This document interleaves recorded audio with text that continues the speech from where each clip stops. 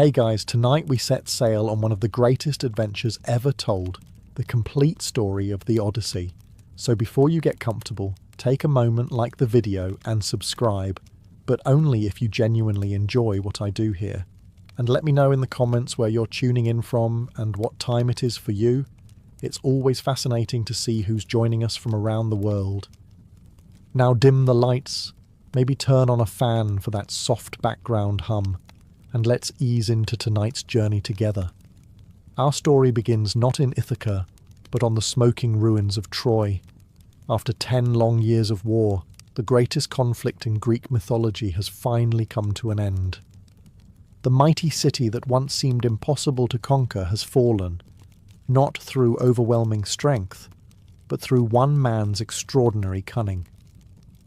The famous wooden horse, remembered for thousands of years as one of history's greatest military deceptions, was the invention of Odysseus, king of the small island of Ithaca.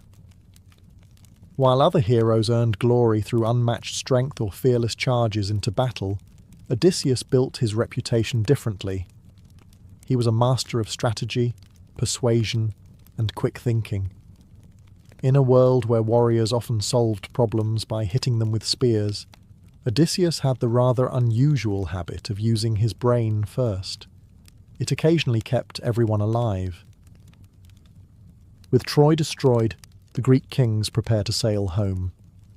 Agamemnon returns to Mycenae. Menelaus begins his own difficult voyage back to Sparta. Nestor heads for Pylos. Odysseus also dreams of home, though for him, that dream has become almost painful. 20 years have now passed since he first left Ithaca. 10 years before the war were spent gathering armies, honouring oaths, and preparing for the campaign. Then came another 10 years beneath the walls of Troy. Back home, everything has changed.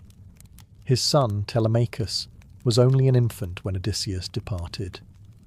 Now he is nearly a grown man who barely remembers his father's face.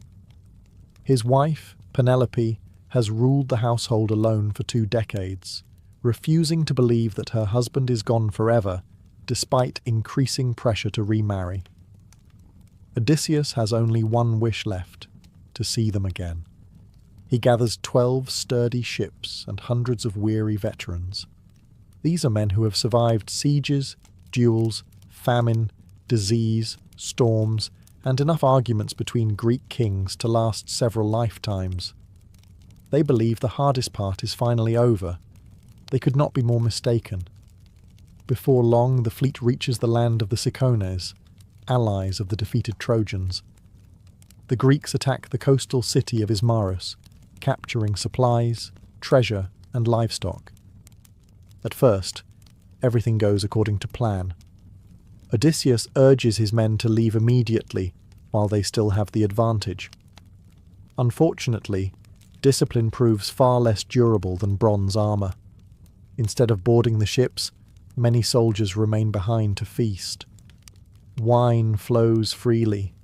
Livestock is roasted over open fires. Victory celebrations grow louder with every passing hour. After surviving 10 years of war, they convince themselves they have earned one carefree afternoon. The Cicones, however, are busy gathering reinforcements from neighbouring settlements. By dawn, fresh warriors descend upon the unsuspecting Greeks. A fierce battle erupts along the shoreline. Odysseus and his men manage to fight their way back to the ships, but not before suffering painful losses. Several companions fall from every vessel. The voyage home has barely begun, and already the price is heavy. No sooner have they escaped than Zeus sends violent winds across the sea. Massive storms scatter the fleet, driving them far from the familiar waters of Greece. Days become weeks as landmarks disappear beyond the horizon. Eventually they reach a peaceful-looking shore inhabited by the mysterious lotus eaters. The people offer them a sweet fruit unlike anything the Greeks have ever tasted. Any man who eats it immediately loses all desire to return home.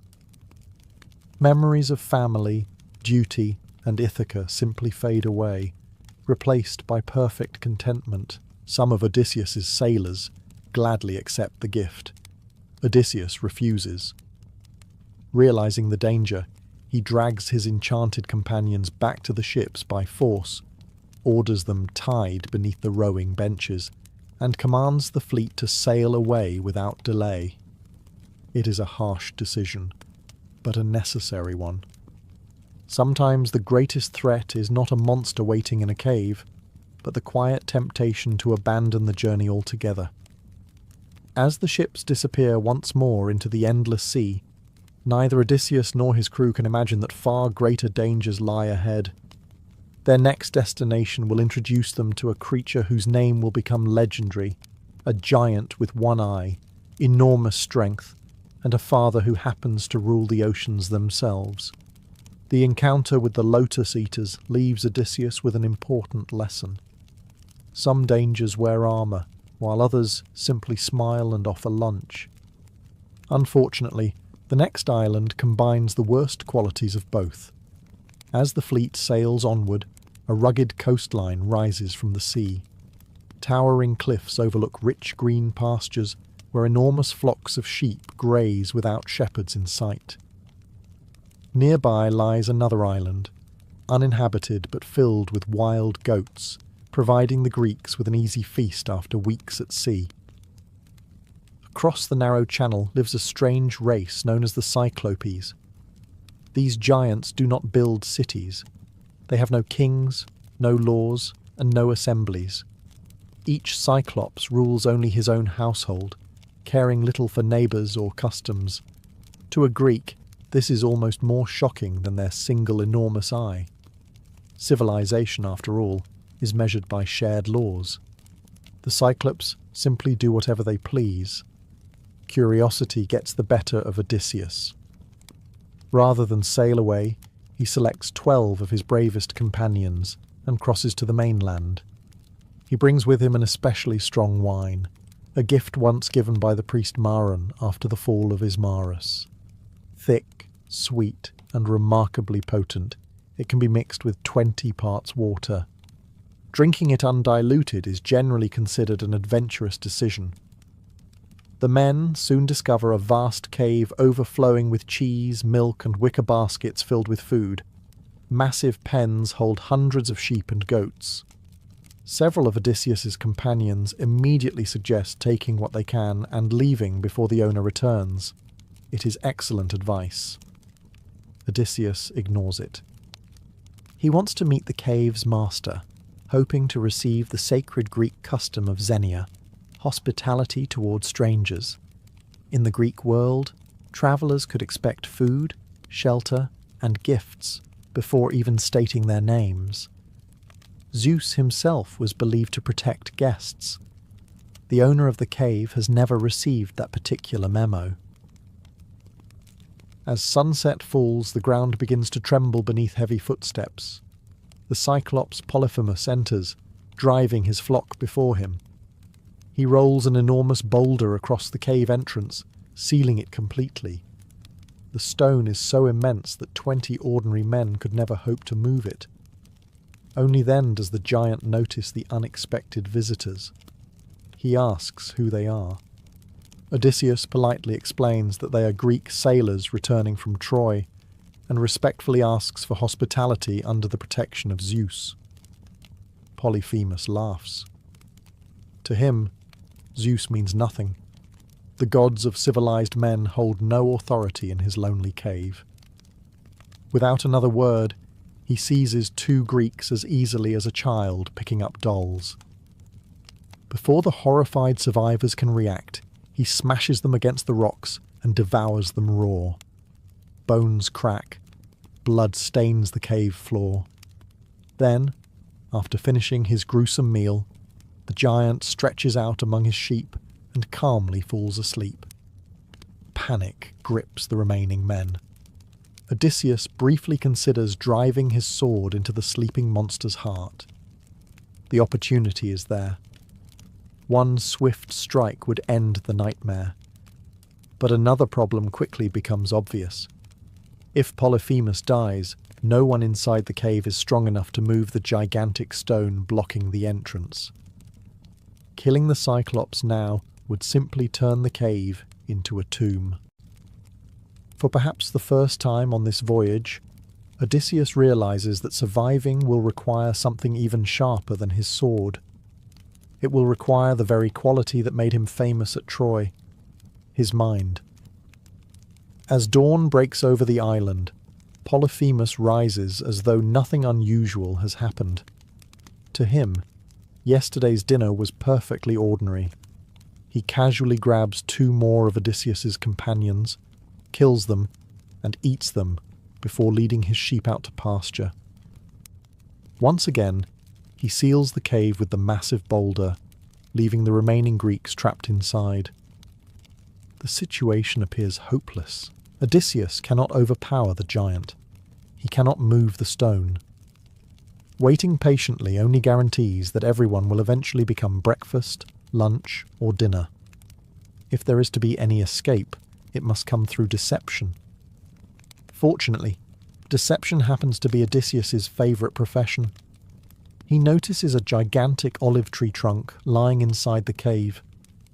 The Cyclops has been drying it to use as a walking staff. Odysseus immediately sees another purpose.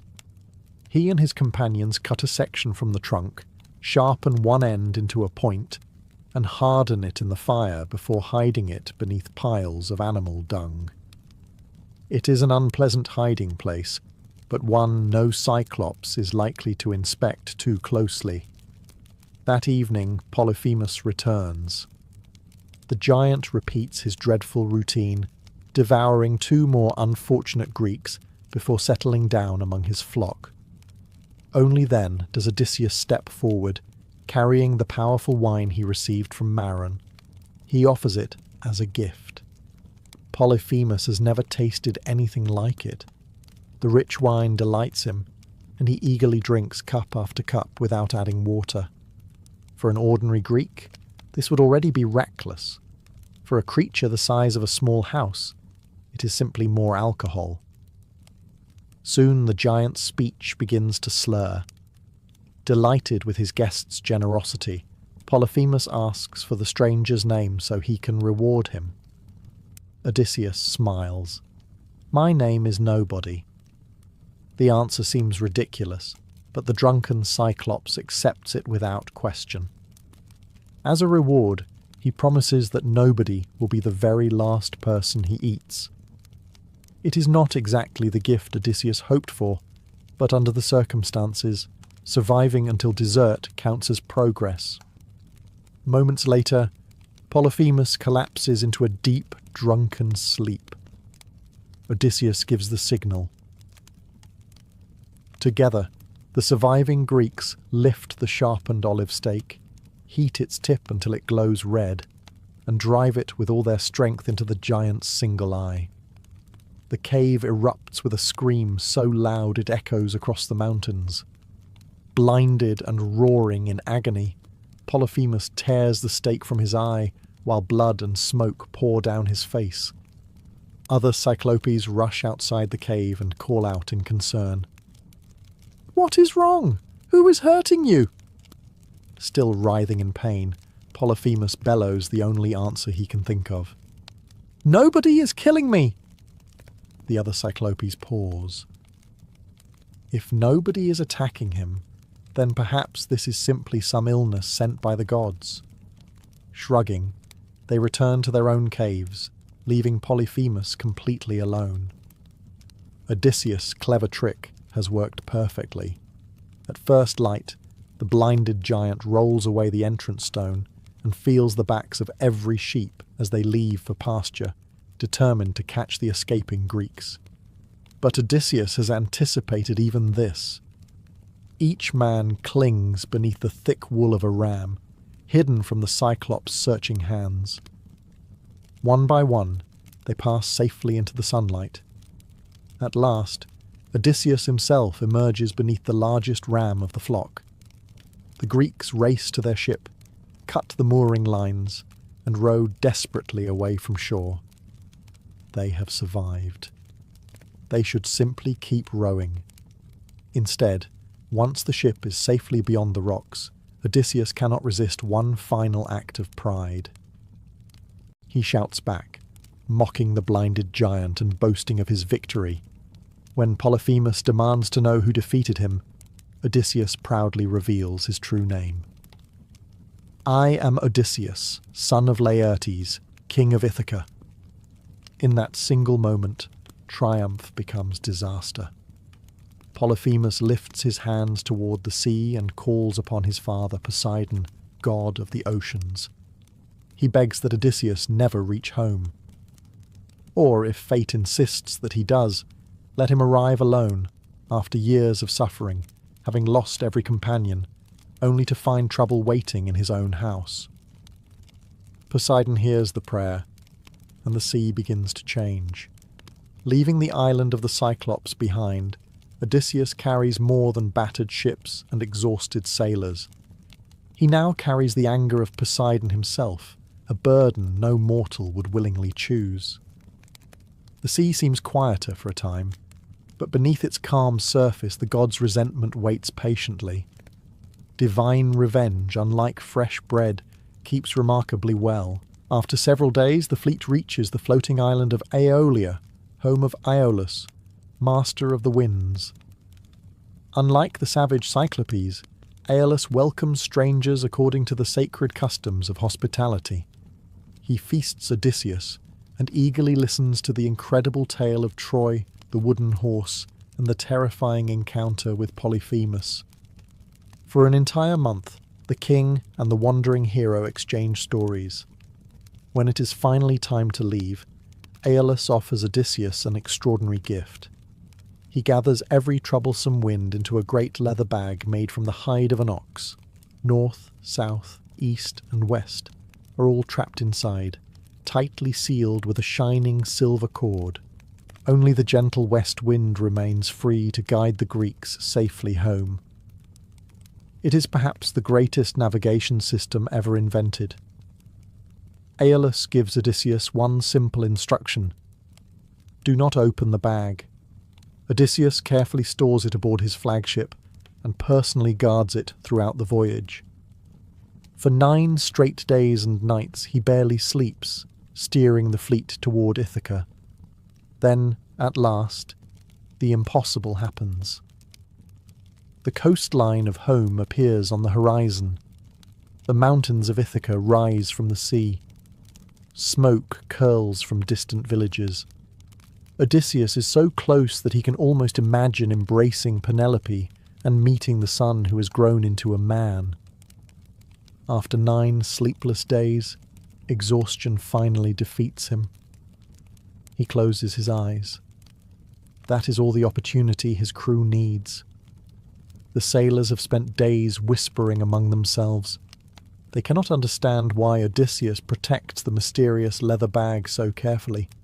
Surely, they reason, it must contain gold, silver, or priceless treasures secretly given to their king. Apparently, after surviving witches, monsters, and cannibal giants, they still have not learned that curiosity is rarely profitable. As Odysseus sleeps, they untie the silver cord.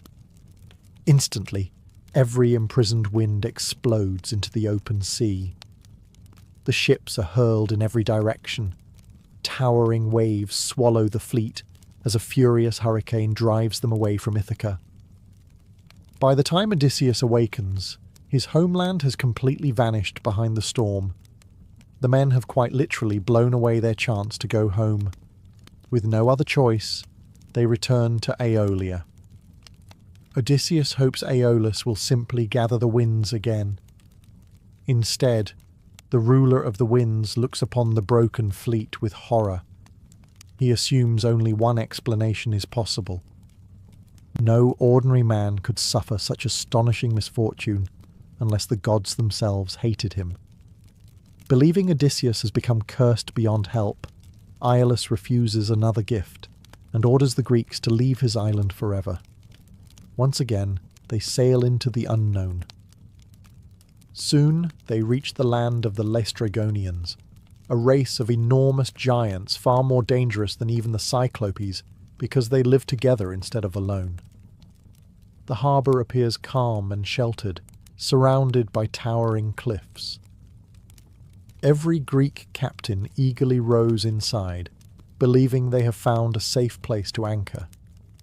Only Odysseus hesitates. Trusting his instincts, he leaves his own ship outside the narrow entrance. It is the decision that saves his life. The welcoming harbour is a trap. Within moments, the giants begin hurling massive boulders from the cliffs, smashing ships like children's toys.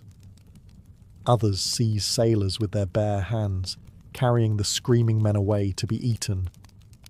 Panic spreads through the fleet. The narrow entrance that promised safety now becomes a deadly bottleneck from which almost no one can escape. Only Odysseus's single ship, waiting outside the harbour, manages to cut its ropes and flee into the open sea. 11 ships are destroyed. Hundreds of loyal companions are gone. The proud fleet that left Troy with 12 vessels now consists of just one lonely ship, sailing toward an island where an enchantress named Circe is already waiting. Only one ship remains. Of the 12 proud vessels that sailed away from Troy, 11 now rest at the bottom of the sea, or lie shattered along the shore of the Laestrygonians. The survivors are exhausted, grieving, and beginning to wonder whether Poseidon intends to hunt them forever. After days of drifting, a heavily forested island appears on the horizon. Smoke rises gently above the trees, suggesting that someone or something lives there. This is Aiaia, home of the enchantress Circe. Odysseus divides his remaining crew into 2 groups. One stays behind to guard the ship, while the other, led by his trusted companion Eurylochus, explores the island in search of food and fresh water. Before long, they discover a magnificent stone palace surrounded by tame wolves and lions. Surprisingly, the animals do not attack. Instead, they wag their tails like loyal dogs greeting old friends. To any sensible traveller, this is an excellent moment to turn around immediately. Instead, the sailors knock on the door. Circe welcomes them warmly. She smiles, invites them inside, prepares a lavish meal of cheese, barley, honey and wine, and speaks with perfect kindness.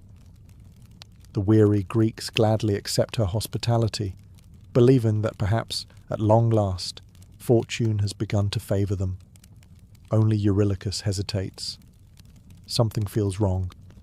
He remains outside while the others feast. His caution proves wise. Hidden within the food is a powerful enchantment. The moment the sailors finish eating, Circe touches each one with her golden wand. Instantly, their bodies begin to change. Hands become hooves. Faces stretch into snouts. Voices dissolve into frightened squeals. Within moments, the proud veterans of Troy have become pigs.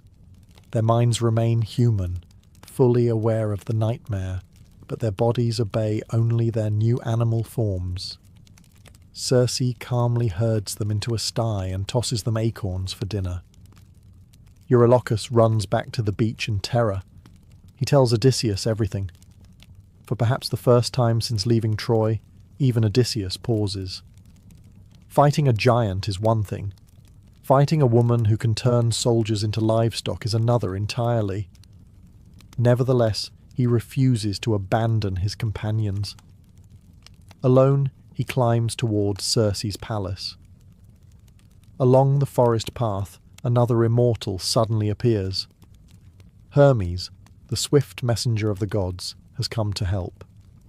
The young god hands Odysseus a rare magical herb called moly, its black root and white flower able to resist Circe's spells. He explains exactly what will happen. Circe will offer food. Accept it. She will strike with her wand. The spell will fail. Then draw your sword. Do not kill her, Hermes warns, but force her to swear an oath by the river Styx that she will do no further harm. Odysseus follows every instruction. Everything unfolds exactly as Hermes predicted. Circe serves the enchanted meal. Odysseus eats without fear. She touches him with her wand. Nothing happens. For the first time in countless years, her magic has failed. Startled, Circe barely has time to react before Odysseus draws his bronze sword and advances. The mighty enchantress, who moments earlier had transformed seasoned warriors into pigs without effort, suddenly finds herself begging for mercy. Keeping her oath, Circe immediately restores every sailor to human form. More remarkably still, she makes them younger, stronger, and healthier than before. The scars of war seem lighter, and hope briefly returns to the weary crew. What begins as a dangerous confrontation slowly becomes friendship. 1 month passes, then another. Before anyone notices, an entire year has slipped away in comfort. The men feast every day, sleep in warm beds, and forget the hardships of the sea. Eventually, it is the crew, not Odysseus, who remind their king why they came. Home still waits. Circe agrees to help them leave, but first she reveals a terrifying truth. If Odysseus wishes to reach Ithaca, he must sail somewhere no living man willingly goes. Before he can find the road home, he must first seek guidance from the dead themselves. Circe's final instructions are unlike anything Odysseus has ever heard. To find the road home, he must first sail to the edge of the world, beyond the lands of ordinary men, beyond the reach of the sun's familiar path, to the gloomy kingdom ruled by Hades and Persephone. There, among the countless spirits of the dead, he must seek the blind prophet Tiresias, whose wisdom remains untouched even after death. It is an unsettling assignment. Most heroes spend their lives trying to avoid the underworld. Odysseus is being told to visit it on purpose. Following Circe's directions, the lone Greek ship crosses a silent sea until it reaches the land of the Cimmerians, a mysterious people said to live beneath endless mist. Here, sunlight barely penetrates the heavy clouds. The landscape seems trapped in permanent twilight, as though even dawn hesitates to enter. Odysseus and his companions step ashore. Using his bronze sword, he digs a deep trench in the earth exactly as Circe instructed. Into it he pours offerings of milk, honey, sweet wine, fresh water, and barley. Finally, he sacrifices black sheep, allowing their blood to flow into the pit. Almost immediately, shadows begin to gather. Thousands of restless spirits emerge from the darkness. Young and old, kings and beggars, warriors and children, the dead press eagerly toward the blood, for it briefly restores their memories and voices. Terrified, Odysseus draws his sword and keeps every spirit away until Tiresias arrives. But before the prophet appears, another familiar figure approaches. It is Elpenor, one of Odysseus's own sailors. The young man had become drunk during the final night on Circe's island, fallen asleep on the palace roof, and upon waking suddenly, forgotten where he was. He stepped forward, lost his footing, and fell to his death. It is perhaps the least heroic death in all of Greek mythology. His ghost begs Odysseus to return later and give him a proper burial. Without funeral rites, his soul cannot find peace. Odysseus solemnly promises that he will.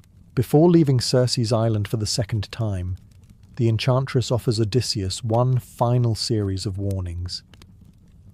The journey ahead cannot be completed without sacrifice. Some dangers can be avoided, others must simply be endured. The first threat is the sirens, mysterious creatures whose voices are so beautiful that no sailor who hears them ever wishes to leave. Drawn toward the irresistible music, ships crash upon hidden rocks, leaving only broken hulls and silent bones scattered along the shore. Circe gives precise instructions. Every sailor must seal his ears with softened beeswax. Odysseus, however, cannot resist the opportunity to hear the legendary song. He orders his men to tie him tightly to the ship's mast. No matter what happens, they must ignore every command he gives until the danger has passed. Soon, the haunting melody drifts across the water. The sirens do not sing of riches or power. Instead, they promise knowledge. They claim to know everything that happened at Troy, every secret in the world, every mystery hidden from mankind. Their voices seem to understand every curiosity buried inside the human mind. Odysseus struggles violently against the ropes. He begs. He shouts. He orders the crew to untie him immediately. The sailors only tighten the knots and continue rowing. Eventually, the music fades into the distance. For the first time, a ship has sailed safely past the sirens. Unfortunately, the next obstacle offers no clever solution. Ahead lies a narrow strait. On one side waits Charybdis, a monstrous whirlpool that swallows enormous quantities of seawater 3 times each day before violently spitting it back into the sea. Any ship caught within its pull is doomed. Opposite the whirlpool lives Scylla. She is an even greater nightmare.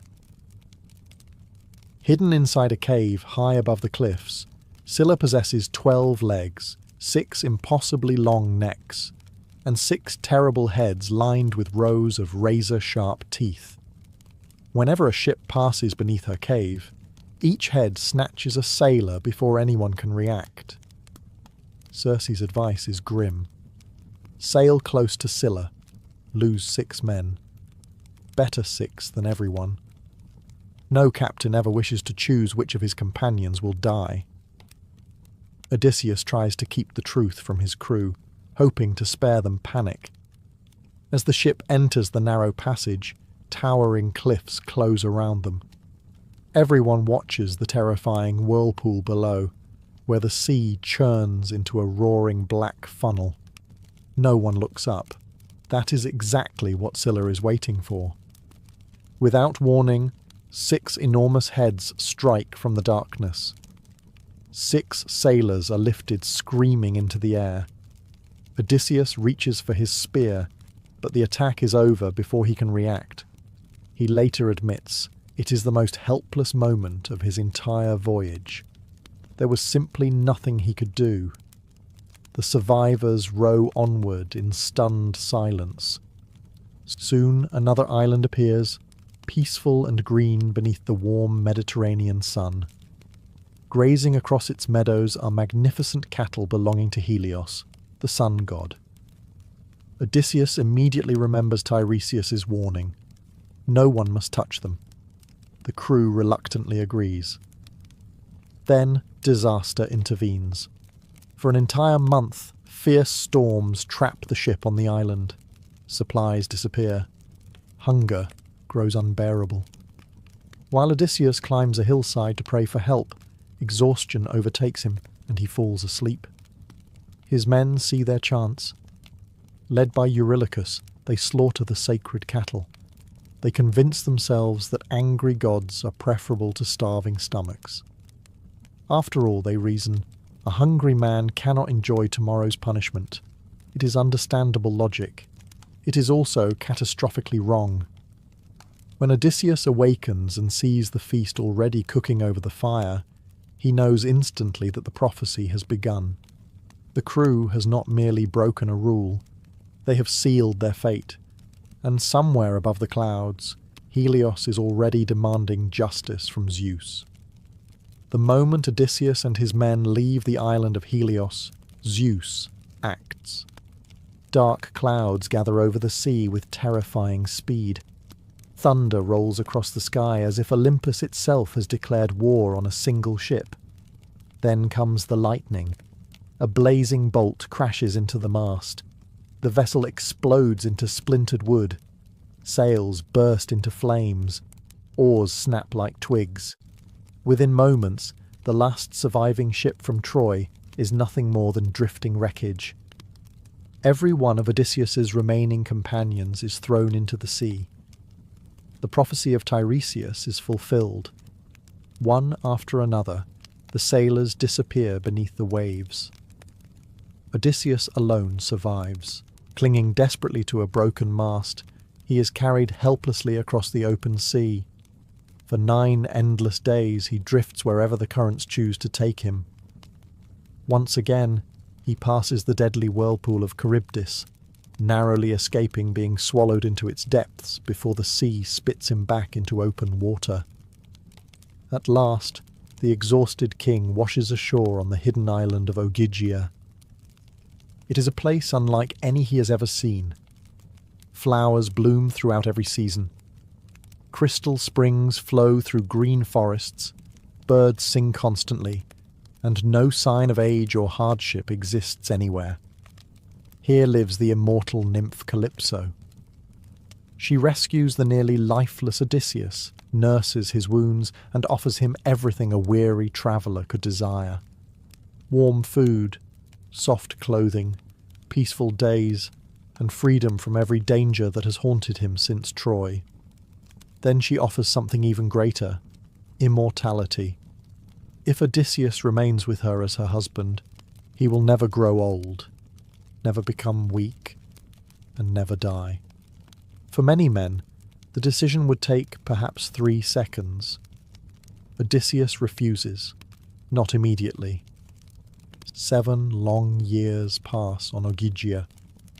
Although Calypso treats him kindly, his heart never truly belongs there. Every evening he walks to the shore, sits upon the rocks, and gazes across the endless sea toward a homeland he cannot see.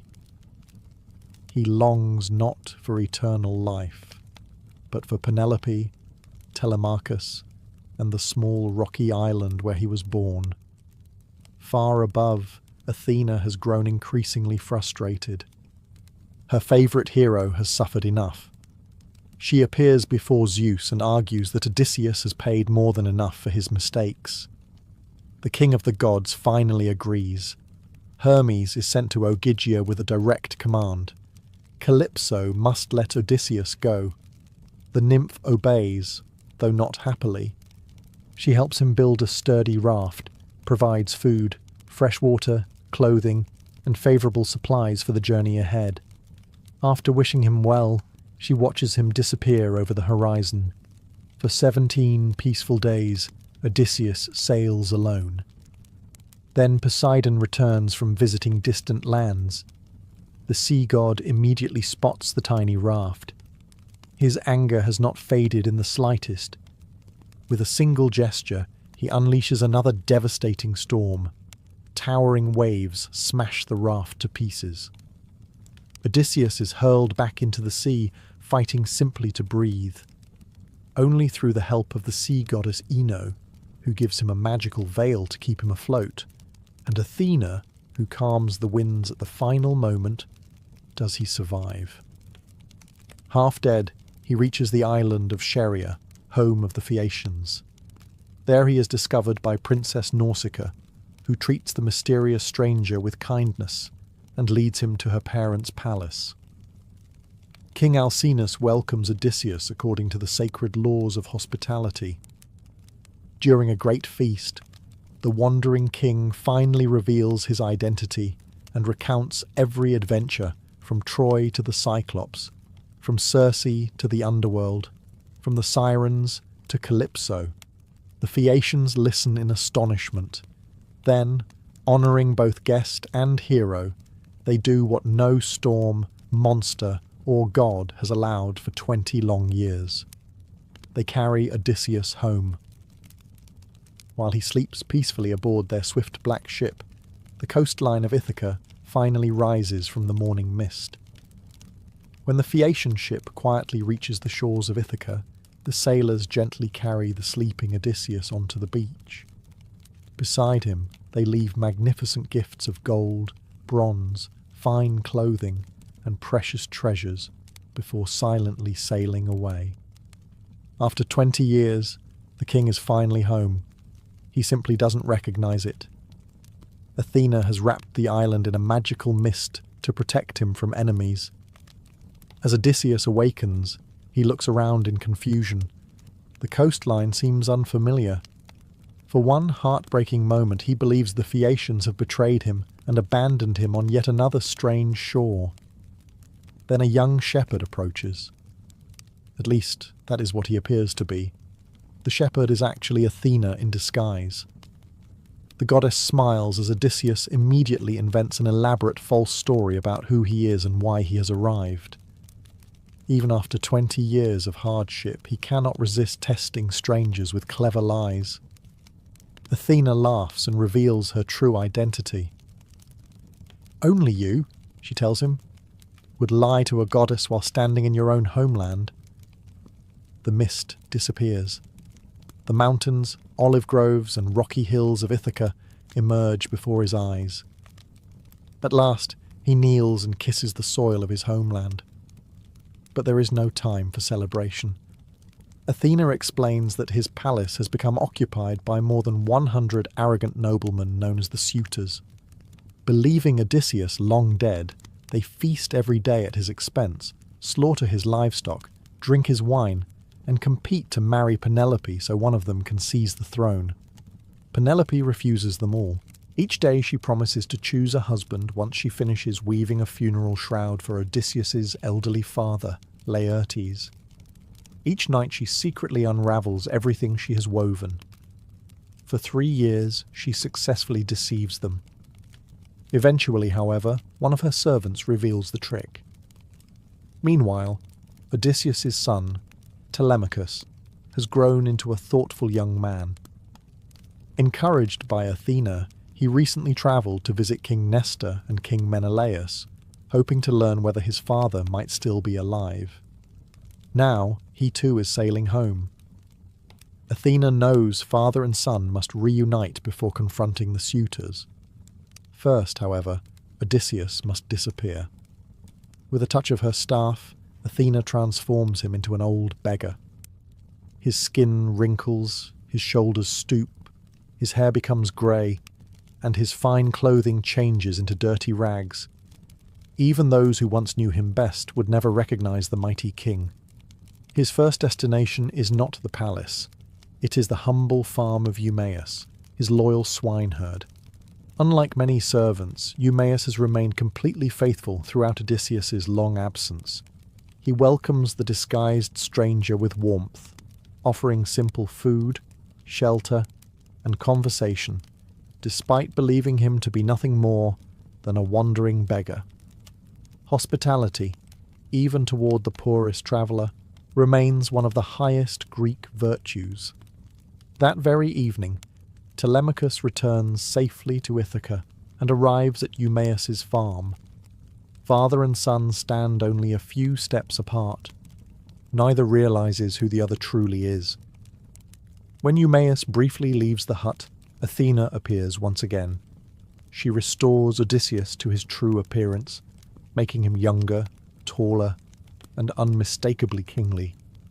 Telemachus stares in disbelief. At first he thinks a god has appeared before him. Only after Odysseus embraces him and speaks through tears does the truth finally sink in. For the first time in 20 years, father and son stand together. Their reunion is brief but deeply moving. There will be time for tears later. First, they must reclaim a kingdom. The plan is finally ready. Odysseus remains disguised as an old beggar, while Telemachus quietly prepares the palace from within. Together, father and son study every doorway, every hallway, and every possible escape route. They count the loyal servants who can be trusted and identify those who have betrayed their king. The odds are almost laughable. 2 men against more than 100 armed suitors. Then again, the suitors have spent the last several years becoming experts in eating, drinking, and insulting old beggars. Military preparation has not been high on their list of priorities. Odysseus enters his own palace unnoticed. The sight before him is painful. The The great hall echoes with laughter as the suitors devour his cattle, empty his wine jars, and gamble away the afternoons. Musicians play while servants hurry from table to table.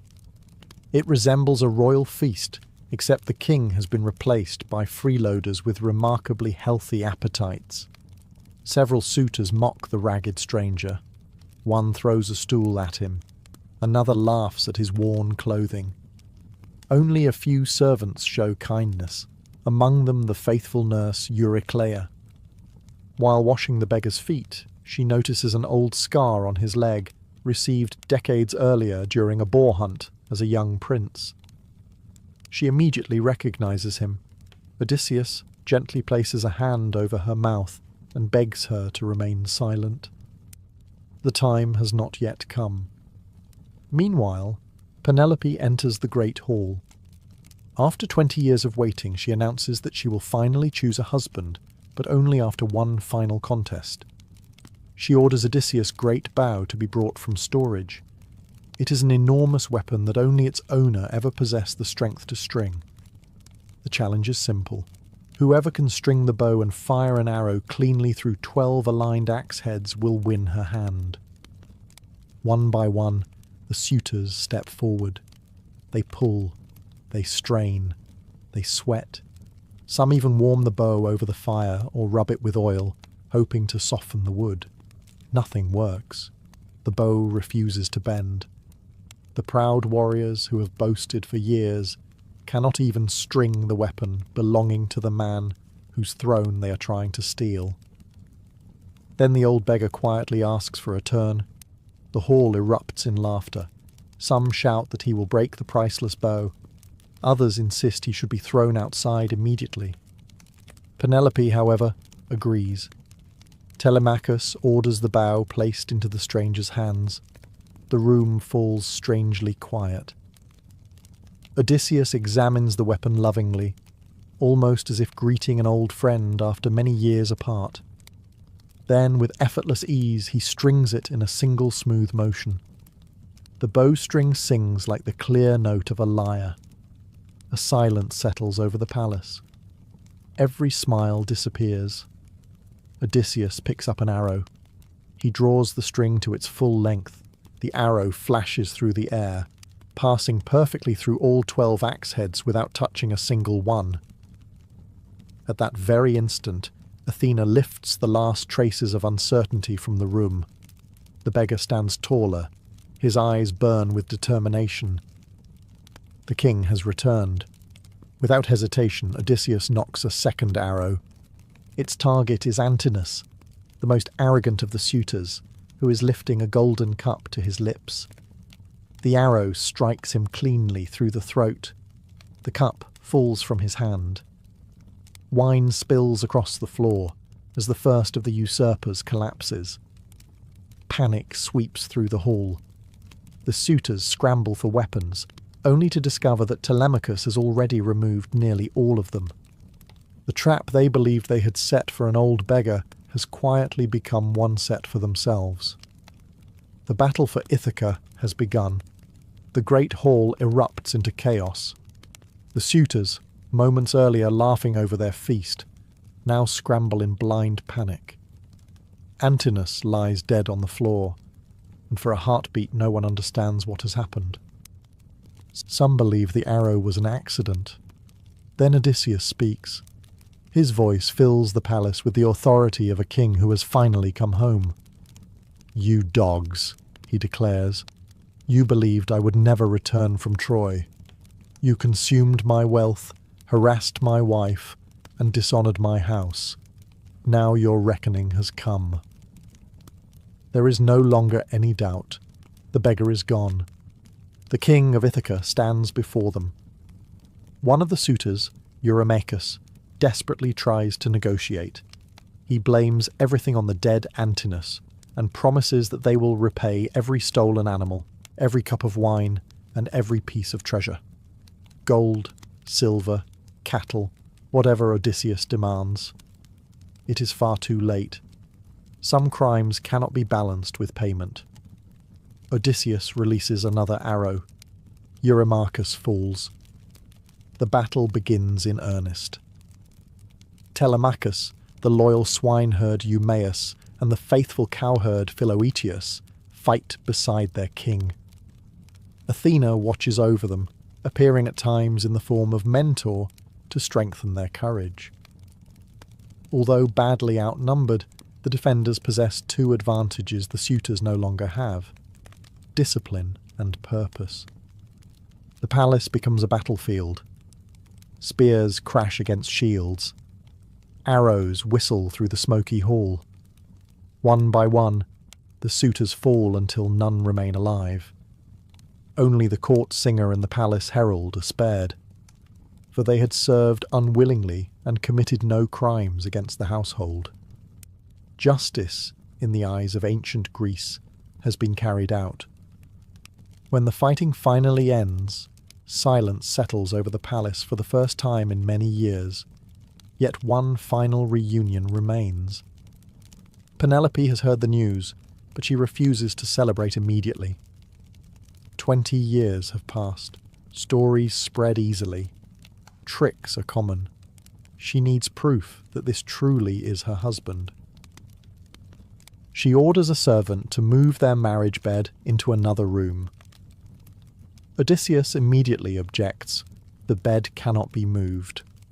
Long ago he built it himself around the trunk of a living olive tree, whose roots still stand beneath the palace floor.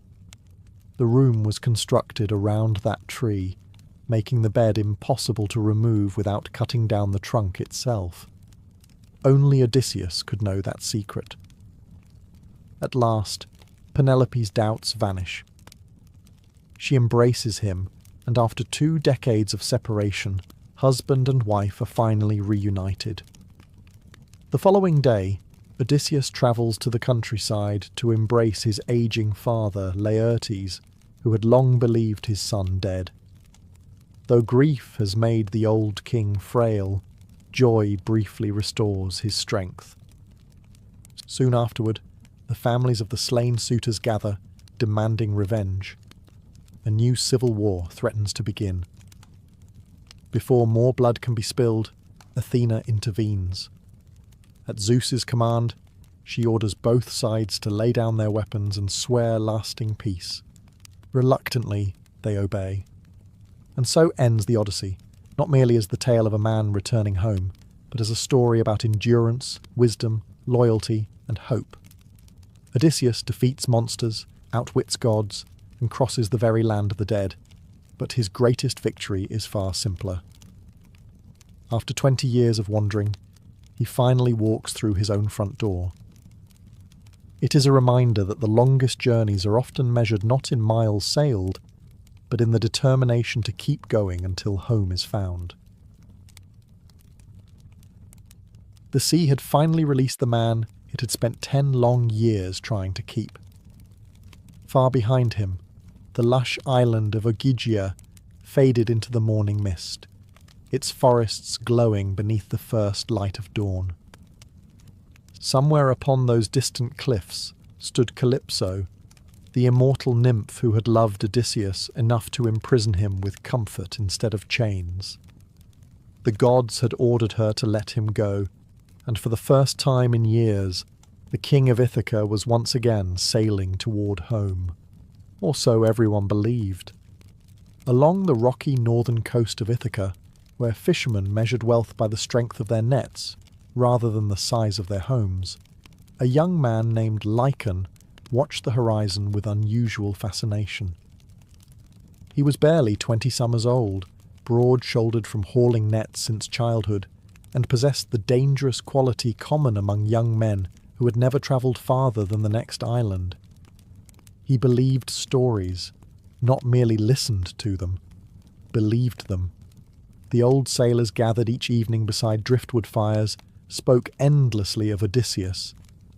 They described the clever king who had blinded the Cyclops, outwitted the sirens, escaped the witch Circe, and survived storms sent by Poseidon himself. Every tale grew larger each year, until Odysseus seemed less like a man and more like someone who simply refused to accept the ordinary rules of the world. Lycon adored every word. While older fishermen nodded politely before returning to discussions about weather and broken oars, Lycan imagined something else entirely. If one man could survive monsters, perhaps monsters guarded places no ordinary sailor had ever reached. If Odysseus had crossed impossible seas, perhaps those seas concealed forgotten kingdoms overflowing with gold, ancient knowledge, or treasures abandoned by the Titans themselves. Heroes, Lycan reasoned, never returned empty-handed.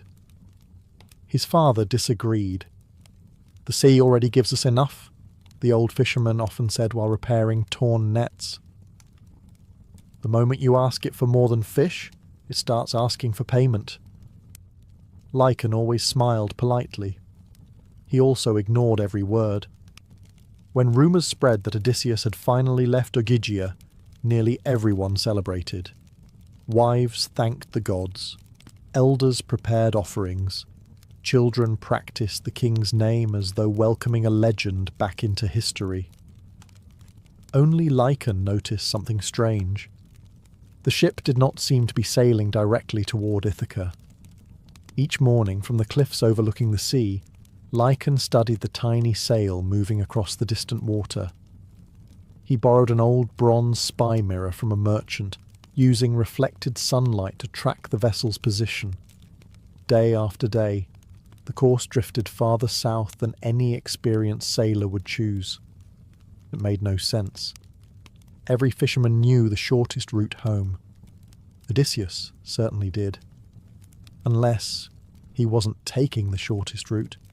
Unless the greatest sailor alive knew of hidden passages, secret islands, or forgotten waters that ordinary men could never find. The thought rooted itself in Lycan's mind like an olive tree splitting stone. He barely slept that night.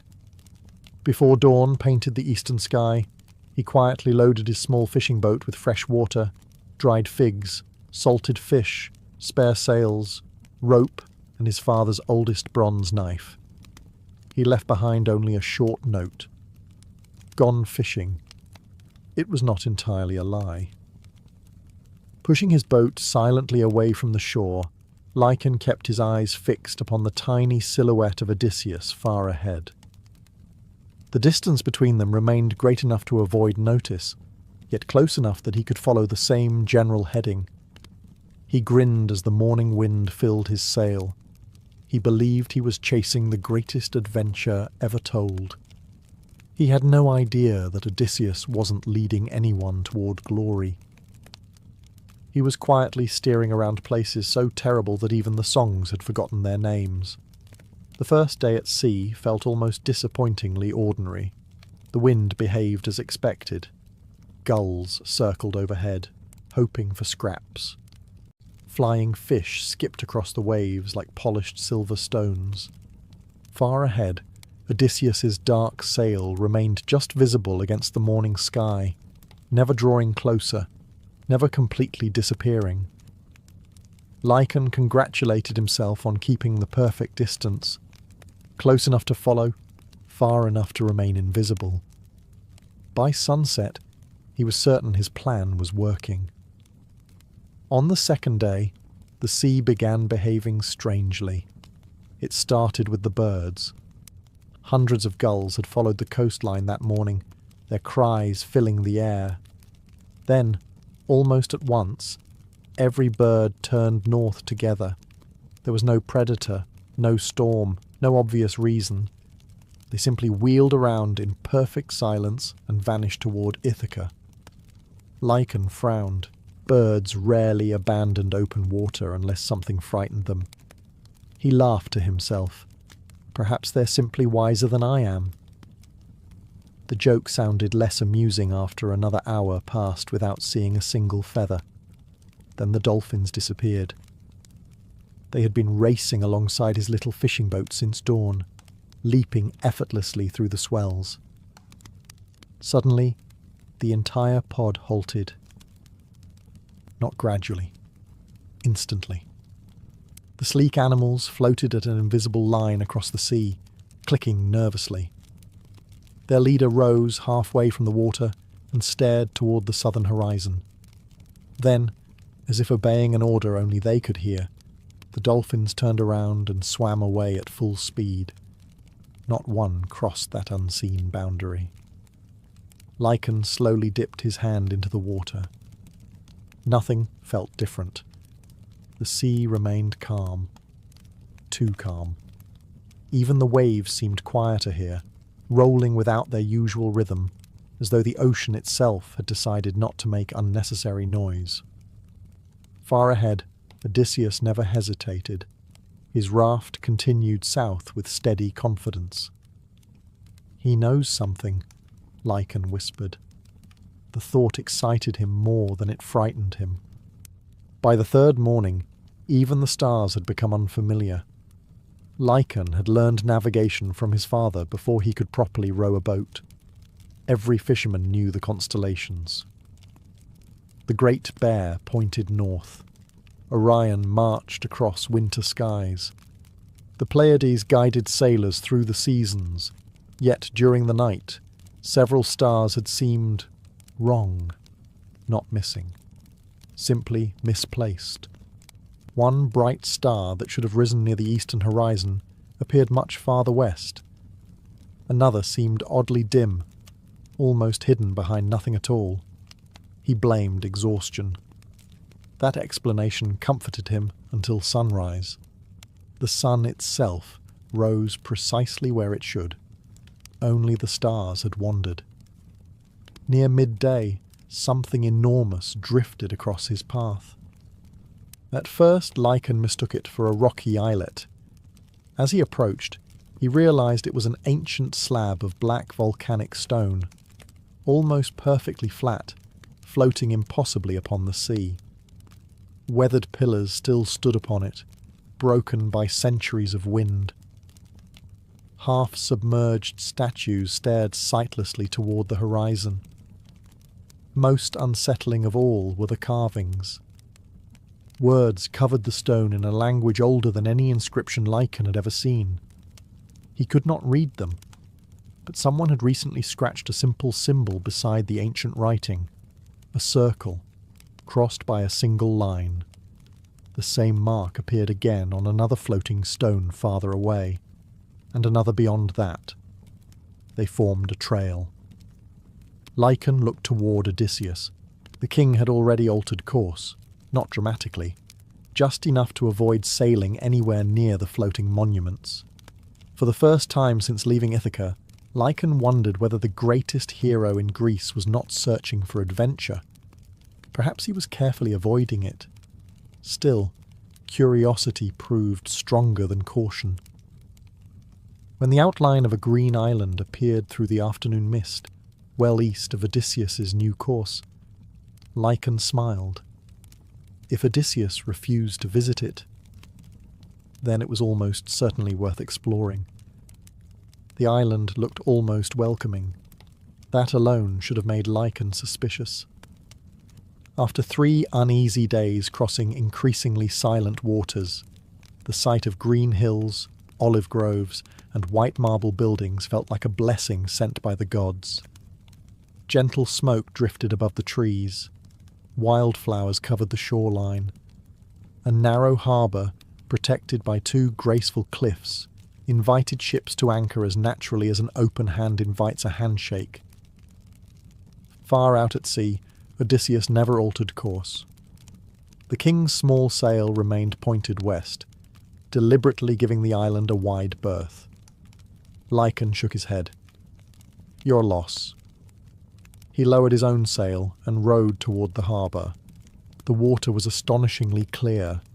Schools of brightly coloured fish glided beneath his boat, yet they moved strangely, never changing direction or speed. It was as though each fish repeated the exact same path over and over again. He leaned over the side. One silver fish swam beneath the boat. A moment later, the same fish appeared again, following the exact same route, every movement identical. Lycan blinked. Perhaps there were simply many fish that looked alike. That explanation satisfied him for almost an entire minute. Stepping onto the beach, he immediately noticed another oddity. There were footprints. Hundreds of them. Fresh footprints crossed the sand in every direction, leading toward the village beyond the dunes. None returned. The sea breeze carried the warm scent of fresh bread. His stomach answered before his mind could. Following the trail, Lycan climbed a gentle hill until neat rows of stone houses appeared among olive trees. The village was beautiful, cleaner than any settlement he had ever visited. Vines climbed white walls.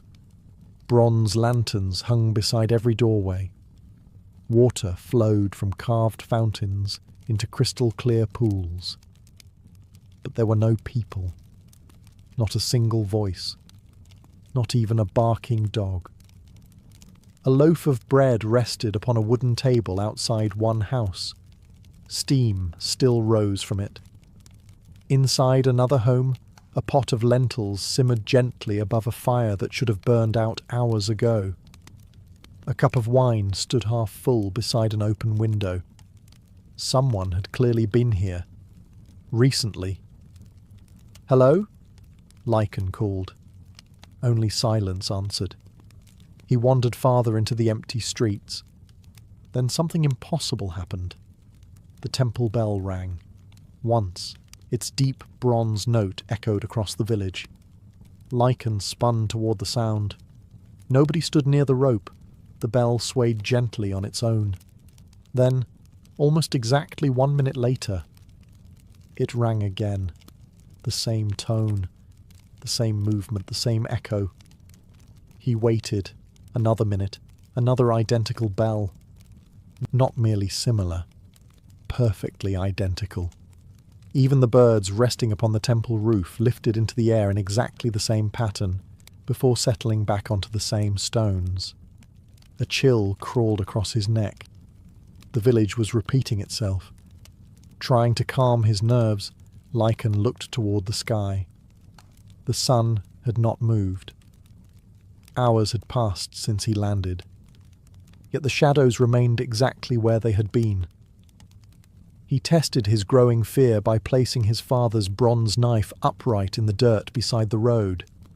If time was truly passing, its shadow would slowly shift. He walked away. He counted to 100, then 200. When he returned, the knife's shadow had not moved the width of a fingernail. For the first time since leaving Ithaca, Lycan no longer thought about treasure. He thought about his boat, and whether he could still find it before whatever ruled this island noticed that time itself had begun paying attention to him. Lycan ran. The silent village no longer felt abandoned. It felt occupied by something that simply had no need to be seen. His sandals slapped against polished stone as he hurried back toward the harbour, using the bronze knife as a final reassurance. Surely the shadow would have moved by now. It had not. The blade stood exactly where he had left it, its shadow frozen like a painting carved into the earth. Then he noticed something worse. His own footprints had vanished. The dusty road behind him was perfectly smooth, as though he had never walked upon it. A breeze drifted through the olive trees. The leaves rustled. Exactly 1 minute later, they rustled again. Every branch bent in precisely the same direction. Every leaf trembled in precisely the same pattern. The island was not merely standing still, it was reliving the same minute over and over. Lycan forced himself onward. As he reached the edge of the village square, he heard footsteps. Real footsteps, not echoes. Slow, measured. Someone was walking toward him. Relief washed over him. Thank the gods! An old man emerged beneath a marble archway. His beard reached his waist, white as sea foam. His robes were woven from faded blue linen unlike any Lycan had ever seen. In one hand, He carried a long staff made from black wood polished smoother than glass. The old man stopped several paces away. His pale eyes settled upon Lycan, with neither surprise nor welcome. "You should not have followed the king." Lycan froze. You know Odysseus?" "I know why he never lands here." The old man's voice sounded ancient, like waves wearing away cliffs over countless generations. "You are trapped now." Lycan laughed nervously. "I can simply return to my boat." "No." The answer came without emotion. "You cross the boundary willingly." "What boundary?" The old man slowly pointed toward the sea beyond the harbour. "The one your dolphins refused to cross." Lycan's smile disappeared. "How do you know about the dolphins?" "I have watched every visitor." The old man lowered his staff. "For 3,000 years." The number sounded absurd. No mortal lived that long. Yet nothing about this island obeyed ordinary rules anymore. "Who are you?" The old man considered the question for a long moment. "I no longer remember the name my mother gave me." He looked toward the motionless sun. "I have repeated this day so many times that names became unnecessary." A silence settled between them. Finally, Lycan asked the question that truly mattered. "Can I leave?" The old man did not answer immediately. Instead, he walked toward the temple overlooking the village. Curiosity overcame fear once again. Lycan followed. Inside, there was no statue of Zeus, no image of Athena, no altar to Poseidon. The sanctuary was completely empty, except for a single enormous bronze wheel standing upright in the centre of the chamber.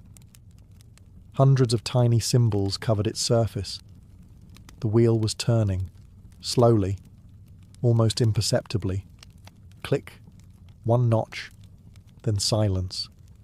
Exactly 1 minute later, click, another notch.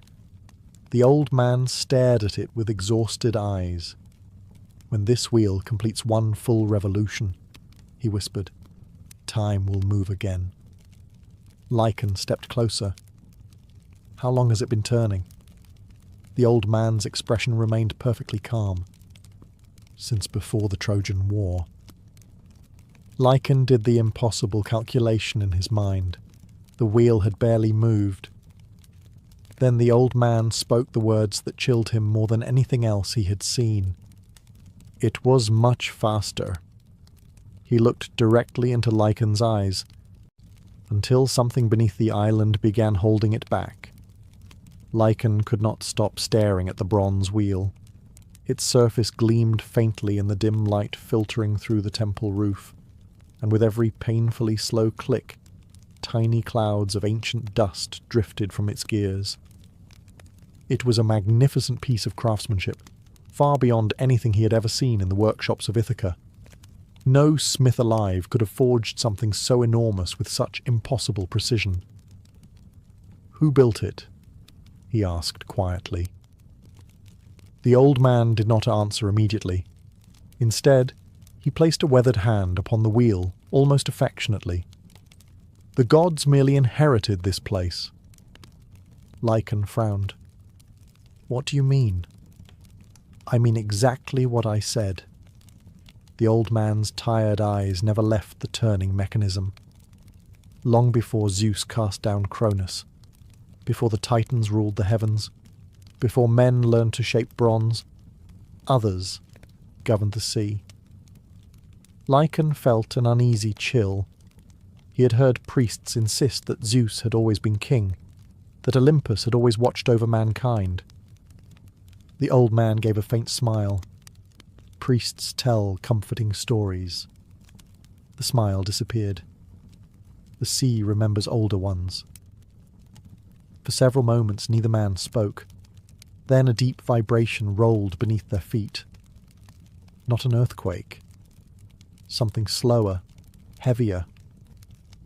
The temple floor trembled once, stopped, then trembled again. The bronze wheel answered with a louder click than before. The old man closed his eyes. It is awake. What is? The reason this island was abandoned. Lycan instinctively reached for his knife. The old man almost laughed. Steel has no argument against something that existed before iron. Another vibration passed beneath the temple. This one lasted longer. Dust trickled from the ceiling. Outside, birds exploded from the olive trees all at once, circling frantically above the village before disappearing inland. For the first time since arriving, something had broken the island's endless repetition. The silence changed. Far below the temple came a sound unlike anything Lycan had ever heard. It resembled the groan of a mountain shifting beneath the sea, or perhaps a creature breathing in its sleep. The old man slowly turned toward the rear of the sanctuary. Hidden behind the wheel stood a narrow stone staircase descending into darkness. I prayed no one would ever come here again. You knew someone would? I knew curiosity would eventually defeat caution. He picked up his black staff. That is the oldest law of mankind. Lycan swallowed. We should leave. We cannot. Why not? Because once it fully wakes, the old man said softly, it will notice the living. Another rumble echoed upward. This time the air itself seemed warmer. A faint smell drifted from below. Not decay, not sulphur, salt. Ancient, stagnant seawater that had never seen the sun. The old man lit a small oil lamp hanging beside the staircase. Its flame flickered violently despite the still air. He hesitated for only a heartbeat before beginning his descent. After several steps, he looked back. Odysseus understood that some victories belong to wisdom, not courage. His voice echoed through the darkness. That is why he sailed away. Lycan stared toward the bright entrance of the temple. Beyond it lay his boat. Beyond that lay the open sea. He could still leave. He should leave. Instead, as every reckless hero before him had done, he tightened his grip upon his father's bronze knife and followed the old man into the depths beneath the island. Somewhere below, something enormous opened a single eye. The staircase descended far deeper than Lycan believed any island could possibly allow. Step after step disappeared into the earth, carved not by chisels, but by impossible precision. The walls were perfectly smooth, dark as polished obsidian, reflecting the glow of the old man's oil lamp in wavering patterns. The air grew colder for a time, then strangely warm, carrying the scent of ancient salt water that had remained trapped beneath stone for countless ages. Lycan expected to hear dripping water. Instead, there was only breathing. It was so deep and distant that at first he mistook it for the movement of the sea. But oceans do not inhale. Oceans do not exhale. Whatever rested below did both. The deeper they walked, the older everything seemed.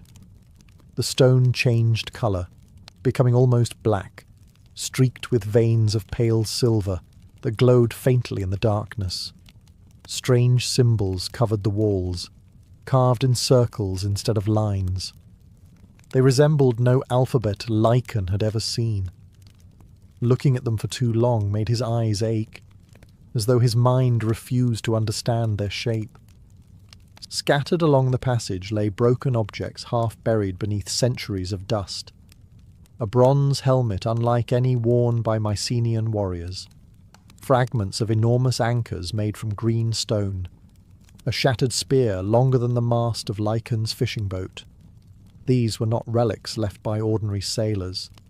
Whoever had carried such weapons had been far larger than any man. The old guardian continued forward without hesitation. His pace suggested he had walked this path many times before, though each step carried the exhaustion of someone performing a duty that should have ended generations ago. Eventually, the staircase opened into an immense cavern. Lycan stopped breathing. The chamber was larger than many harbours. Its ceiling disappeared into darkness, supported by towering columns that looked less like architecture and more like the ribs of some unimaginably large creature turned to stone. A vast underground sea stretched beyond them, its black surface perfectly still, reflecting the faint silver glow of the cavern walls. In the centre rose a circular platform connected to the shore by a narrow stone bridge. Upon the platform stood dozens of colossal chains. Each link was thicker than an oak tree. Every chain descended into the black water. Most remained tight. One hung loose. Fresh cracks split the stone where it had once been anchored. Lycan slowly realized the terrible truth. The wheel in the temple had never been controlling time. It had been tightening these chains. Each slow turn above had kept something below from breaking free. Now the mechanism was failing. Another slow breath echoed across the underground sea. The water rippled. Not from wind, not from falling stone. Something enormous had shifted beneath the surface. The ripple reached the platform, gently rocking the broken chain against the stone with a heavy metallic groan. Lycan looked into the black water. For a brief moment, far below the surface, he saw something larger than an island move beneath the darkness. Then a single eye opened. It was not the yellow eye of a beast or the glowing eye of a monster from children's stories. It looked ancient, intelligent, and far older than Olympus itself. The eye remained open for only a heartbeat. Then it vanished beneath the black water. For several long moments, nothing moved. The underground sea became perfectly still once again, smooth as polished glass. Only the broken chain continued to sway gently, scraping against the stone with a slow metallic groan that echoed throughout the cavern. Lycan realized he had stopped breathing. His heart pounded so loudly that it almost drowned out the silence surrounding them.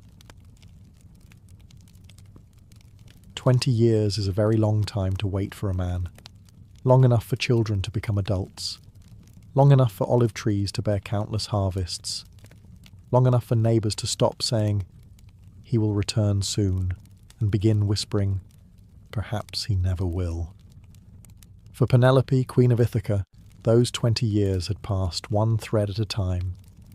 Each morning she descended into the great hall with the same quiet dignity she had shown since Odysseus sailed for Troy.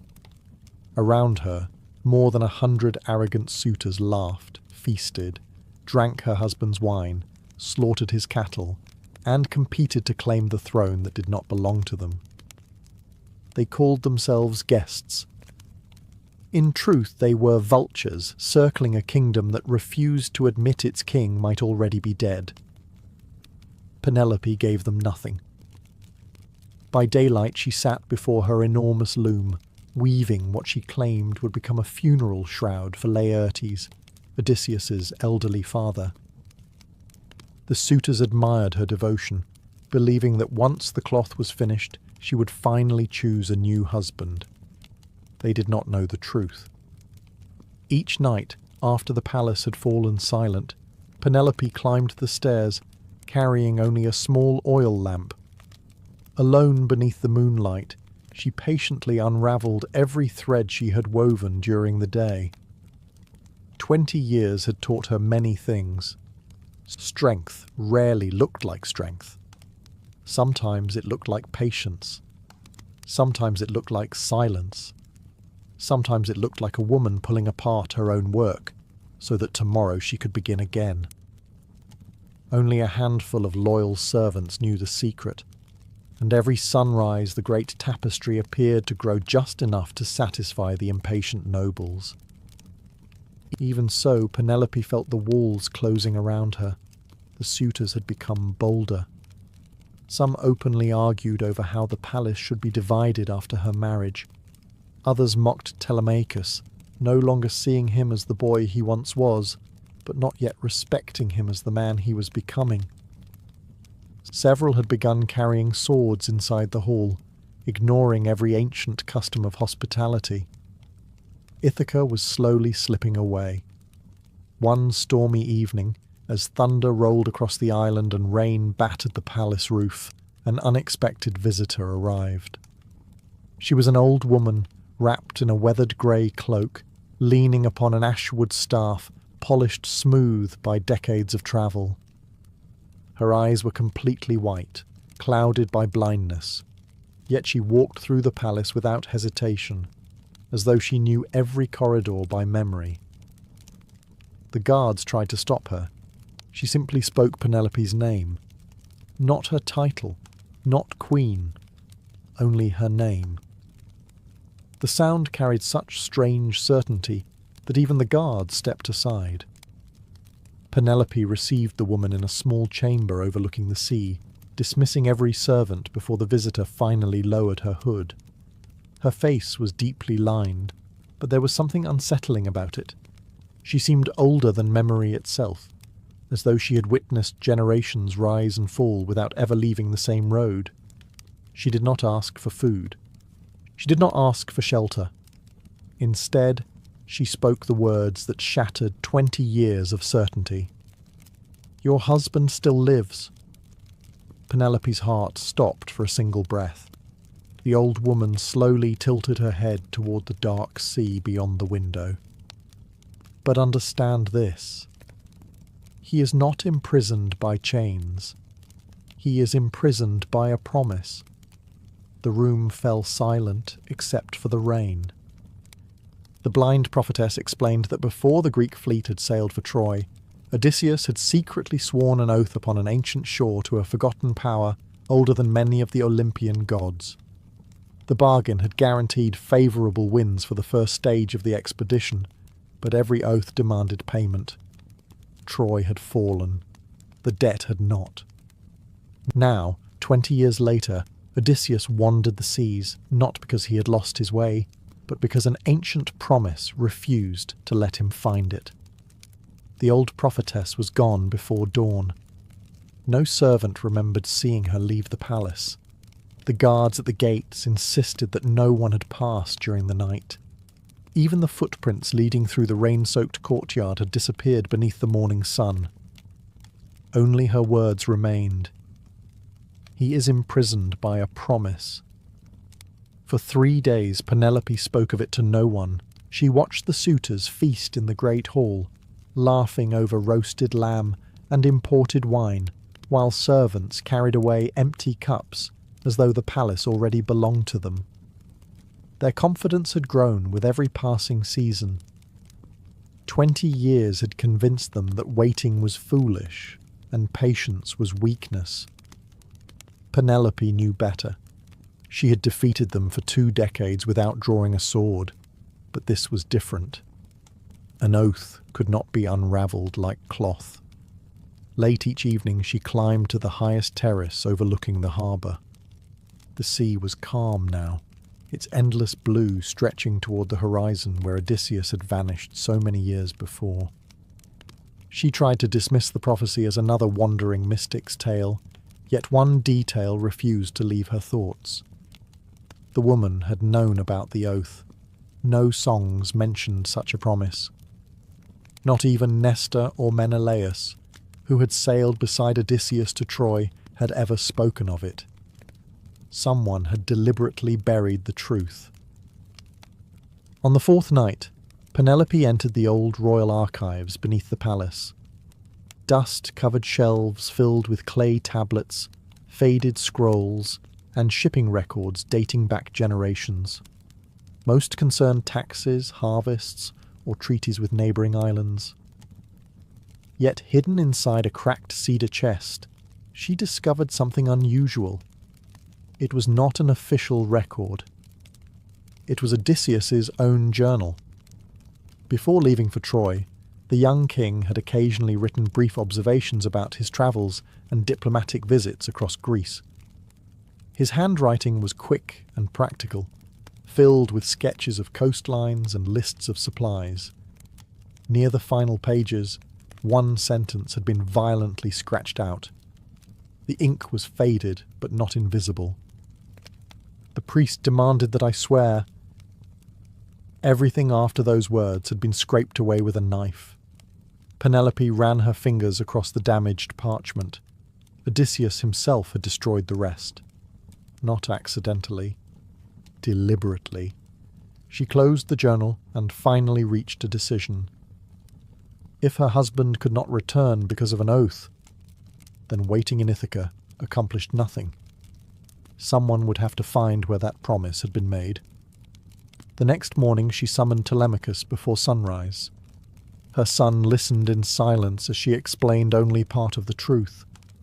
She spoke of unfinished business, of secret investigations, and of the need to protect the kingdom while she travelled. She did not mention prophecies or forgotten gods. Some burdens belong to a mother alone. Telemachus did not argue.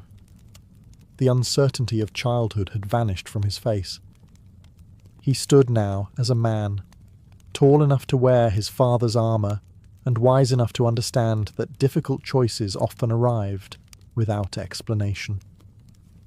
Before noon, Penelope disappeared from the palace. The Queen of Ithaca did not leave through the front gates. Instead, a widowed merchant named Elara boarded a small trading vessel carrying dyed wool, olive oil, and pottery bound for the eastern Aegean.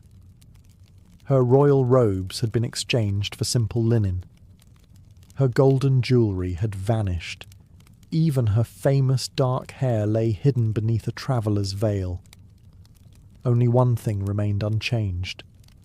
The sharp mind that had outwitted 100 suitors was now sailing toward enemies who had no idea whom they were about to underestimate. For the first week, Penelope's disguise held perfectly. The little merchant vessel stopped at fishing villages, quiet harbours, and bustling island markets where traders argued over amphorae of wine, sacks of grain, and bars of Cypriot copper. No one paid much attention to a widowed merchant travelling alone. That was precisely why Penelope had chosen the disguise. Queens attracted questions. Widows attracted sympathy. The captain believed she was journeying east to settle her late husband's debts. The crew accepted the story without hesitation. In the Greek world, grief was common enough that few people wished to investigate it further. Penelope spent her days listening rather than speaking. Sailors always talked. They argued about weather, exchanged rumours from distant ports, and repeated every strange tale they had heard over cups of watered wine. Most stories were clearly exaggerated, but hidden among them were fragments that caught her attention. Several captains mentioned ships disappearing near an isolated chain of islands. Others spoke of ancient shrines abandoned by their priests. One old navigator swore that certain coves still received offerings meant for gods whose names had long since been forgotten. Each rumour pointed farther east. Toward waters Odysseus had once crossed on his way to Troy. On the 8th morning the wind died without warning. The sea became unnaturally smooth, leaving the merchant ship drifting beneath a cloudless sky. Even the gulls disappeared. The captain frowned toward the southern horizon. Dark shapes were approaching. Long, narrow ships. 3 of them. Their sails were black. Pirates. The crew rushed into motion, but there was little hope. The merchant vessel carried cargo, not soldiers. Its few spears were old, and most of the sailors had never fought outside drunken tavern brawls. Within the hour, grappling hooks crashed over the rails. The pirate ships pulled alongside with practised precision. Men armed with curved swords poured onto the deck. Their leader stepped aboard last. He was broad-shouldered, grey-bearded, and wore a bronze helmet decorated with faded horsehair. Unlike his crew, he smiled before speaking. His eyes swept calmly across the frightened merchants before stopping on Penelope. Not because she looked wealthy, because she remained perfectly calm. Everyone else had backed away. She had not moved. The pirate chief walked closer, studying her weathered travel clothes. Then his smile faded. There was something familiar about her posture. Not the posture of a merchant, the posture of someone accustomed to giving orders. He demanded every passenger identify themselves. One by one, they complied. When Penelope's turn came, she bowed her head slightly and repeated the story she had prepared before leaving Ithaca. A widow, a trader, travelling east alone. The pirate listened without interruption. Then he asked a single unexpected question. "What side did your husband fight for at Troy?" Several merchants looked confused. It seemed like an odd question. Penelope immediately understood it was a trap. A real widow would answer without thinking. A liar would hesitate. She did neither.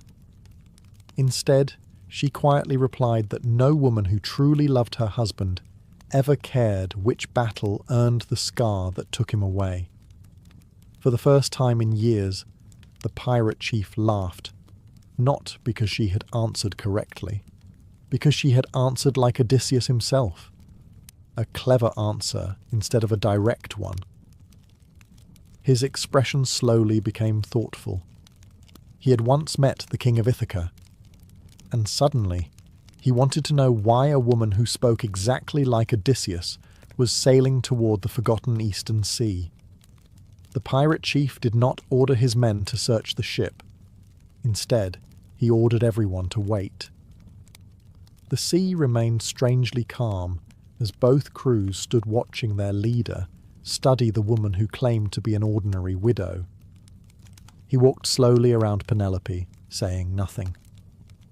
Years spent raiding merchant vessels had taught him that wealth often wore humble clothes, and clever people rarely introduced themselves honestly. Penelope met his gaze without challenge. Fear would invite suspicion. Confidence would invite questions. She settled for quiet patience. Finally, the pirate spoke. He had fought in the Trojan War himself, though not for either famous king. Like many sailors, he had sold his ship to whoever paid the better price. During those years he had crossed paths with countless commanders, but only one had answered impossible questions with impossible answers. Odysseus. The pirate smiled faintly. The woman standing before him reminded him of the king of Ithaca far more than she realized. Rather than threaten her, he offered a proposal. Far to the east lay an island sailors called Black Sail Island. No charts marked it. No merchants willingly landed there. An old woman lived among its cliffs, trading knowledge for prices few dared pay. Every captain who sailed those waters knew of her. Few ever returned with what they sought. If Penelope truly travelled in search of forgotten truths, that was where her journey would lead eventually.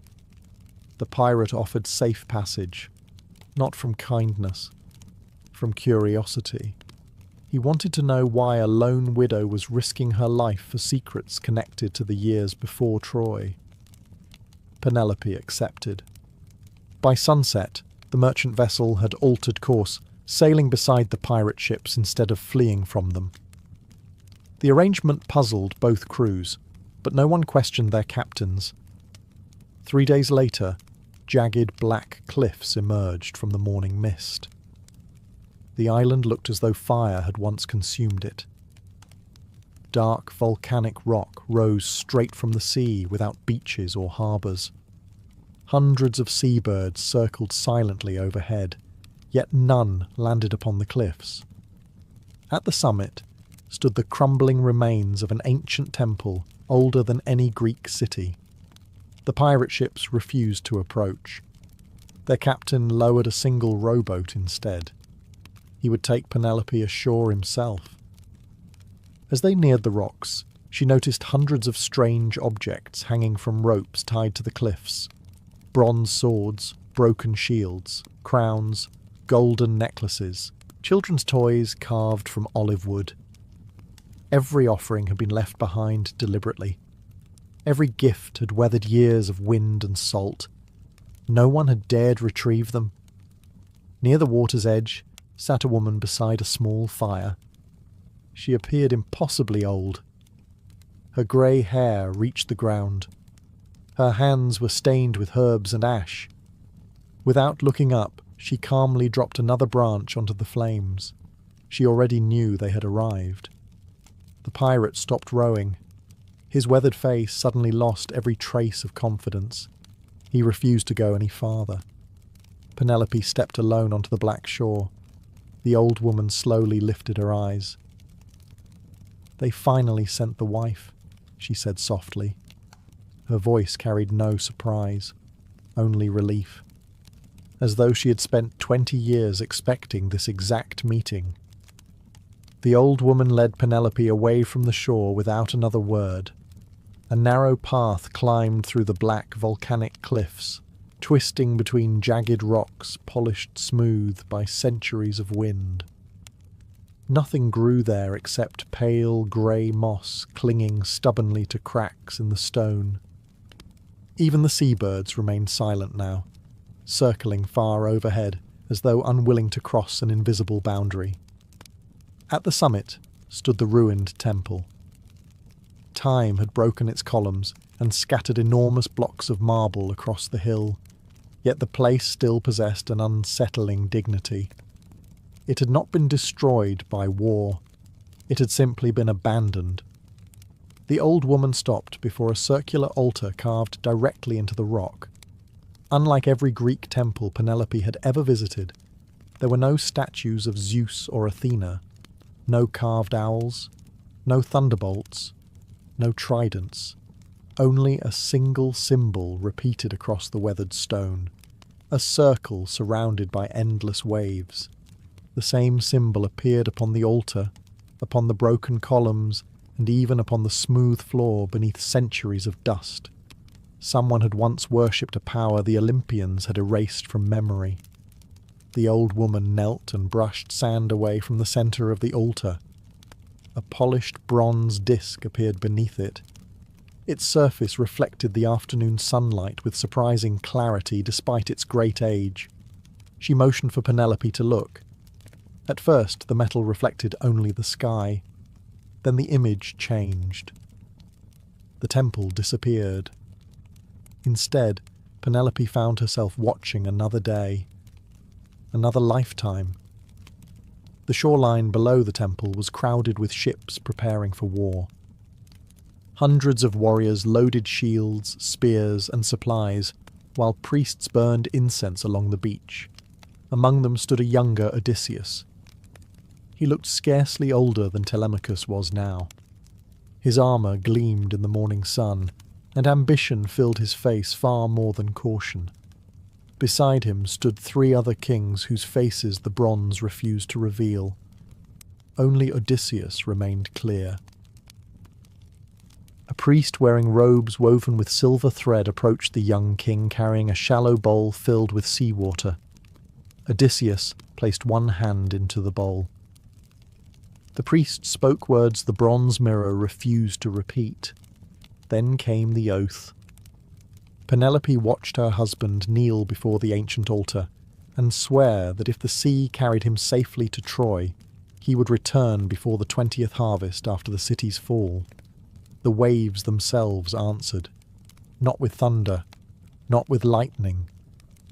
The sea simply became perfectly still. The bargain had been accepted. The vision faded. Penelope stepped backward, her heartbeat echoing inside the silent ruins. The old woman slowly covered the bronze disc once more. "The war lasted longer than anyone expected," she said quietly. "The journey home lasted longer still." Penelope finally understood. Odysseus had not broken his promise willingly. Time itself had defeated him. But ancient oaths did not measure intention, only fulfillment. The old woman looked toward the endless sea beyond the cliffs. When the 20th year ended, the oath became a prison. Far below, a wave struck the black rocks with unusual force, then another. The calm sea surrounding the island had begun to change. Something had noticed that the Queen of Ithaca now knew the truth. The sea grew restless before the sky did. Standing atop the ruined temple, Penelope watched the water darken as though a shadow were spreading beneath its surface. There were no storm clouds overhead, yet the waves no longer rolled with their usual rhythm. They circled the island instead, turning slowly like a great wheel. The old woman wasted no time. She gathered a small leather satchel already waiting beside the altar, as if she had prepared for this moment years ago. Without looking back, she began descending the narrow path toward the shore. Penelope followed. Neither woman spoke. There was nothing left to explain. The truth had already been revealed. Odysseus had fulfilled every challenge the world placed before him, yet one forgotten promise continued to hold him. It was not chains, monsters, or distance keeping him from Ithaca. It was an agreement, older than memory. Halfway down the cliffs, Penelope noticed something strange. The offerings hanging from the rocks were moving. Not in the wind. There was no wind. The bronze swords, broken shields, necklaces, and ancient crowns all swayed gently toward the sea, as though pulled by an invisible current. One by one the old ropes snapped. The objects fell into the water below. None floated. Each disappeared beneath the surface without leaving so much as a ripple.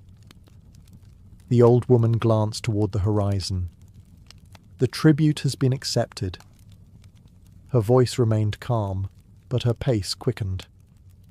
When they reached the shore, the pirate captain was already waiting beside his rowboat. His weathered face had lost every trace of confidence. He had spent his life fearing storms. This was something entirely different. The sea had become silent. No gulls circled overhead. No fish disturbed the water. Even the waves striking the cliffs made almost no sound. The captain crossed himself in the old sailor's fashion before pushing the boat into the water. The three of them had barely rowed 50 strokes from shore when the sea behind them began to glow. Not brightly. Just enough to reveal enormous shapes moving beneath the surface. At first, Penelope believed they were whales. Then one shadow rose closer. It was too large. Its smooth back stretched across the water longer than the pirate's entire ship. Pale blue markings shimmered beneath the surface, forming patterns that resembled ancient writing rather than natural markings. The creature never surfaced completely. It simply passed beneath them. The small boat rocked violently in its wake. Neither the pirate nor the old woman looked over the side. They kept rowing.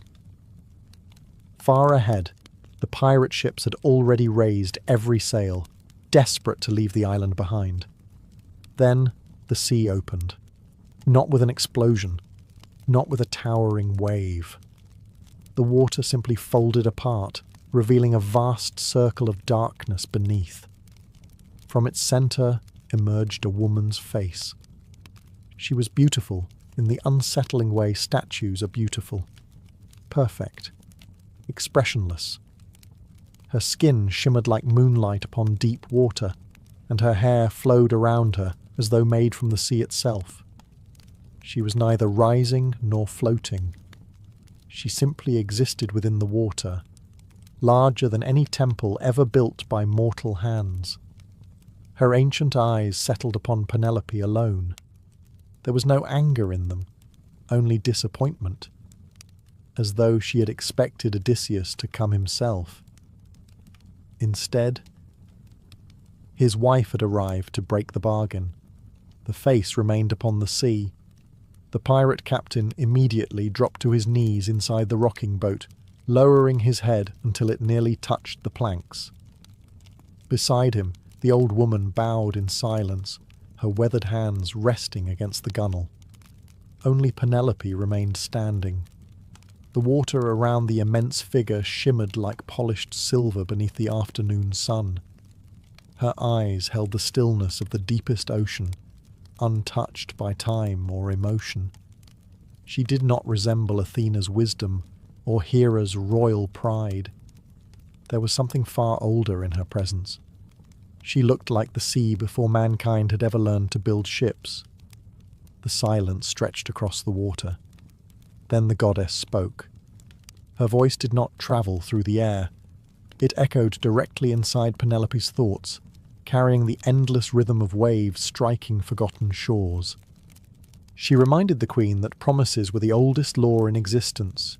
Kingdoms rose and fell, cities burned, kings died. But an oath willingly spoken remained unchanged. Odysseus had accepted favourable winds before sailing to Troy. The sea had kept its part of the bargain. Now it waited for his. Penelope listened without lowering her gaze. She understood the fairness of agreements. Ithaca itself depended upon laws being honoured. A ruler whose word meant nothing, ruled only until someone stronger arrived. Yet something about the bargain felt incomplete. The goddess had spoken only of duty, never of justice. Penelope slowly removed the gold wedding ring she had worn since her marriage, and held it between her fingers. It was the only piece of royal jewellery she had carried from Ithaca, not because of its value, because it represented a promise of its own. A marriage survived, not because both people fulfilled every expectation perfectly, but because neither abandoned the other when life refused to cooperate. The queen raised the ring toward the towering figure. A mortal could not outmatch a goddess. But perhaps she could outreason one. She calmly declared that every oath required two faithful partners. If one side changed the conditions beyond recognition, the agreement itself became broken. Odysseus had sworn to return before the 20th harvest. He had not wasted those years through laziness or betrayal. Gods, monsters, storms, enchantresses, and endless suffering had delayed him. The cave no longer smelled of blood. Years ago, sailors had spoken of this place in frightened whispers. They imagined piles of human bones, roaring monsters, and a savage giant who crushed men like dry branches. Mothers warned children about the island. Captains altered their course to avoid it. Every version of the tale ended the same way. The terrible Cyclops had been defeated by the clever Odysseus, but legends rarely returned after the hero sailed away. On a grey autumn morning, another giant climbed the rocky path leading toward the cave. His name was Brontes. Like his brother Polyphemus, he stood taller than the tallest pine, with a single great eye beneath a heavy brow and shoulders broad enough to block the cave's entrance. Yet, unlike his brother, Brontes carried no club upon his shoulder. He carried only a shepherd's crook cut from ancient olive wood. He had lived alone upon another distant island for most of his life, tending sheep and avoiding the quarrels of both gods and mortals. Cyclopes were not a people who gathered in cities. Each preferred his own mountain, his own flock, and his own silence. Years sometimes passed without one Cyclops seeing another. That was why the news had reached him so late. His brother had been blinded. At first, Brontes had refused to believe it. How could a handful of tiny mortals overcome a son of Poseidon?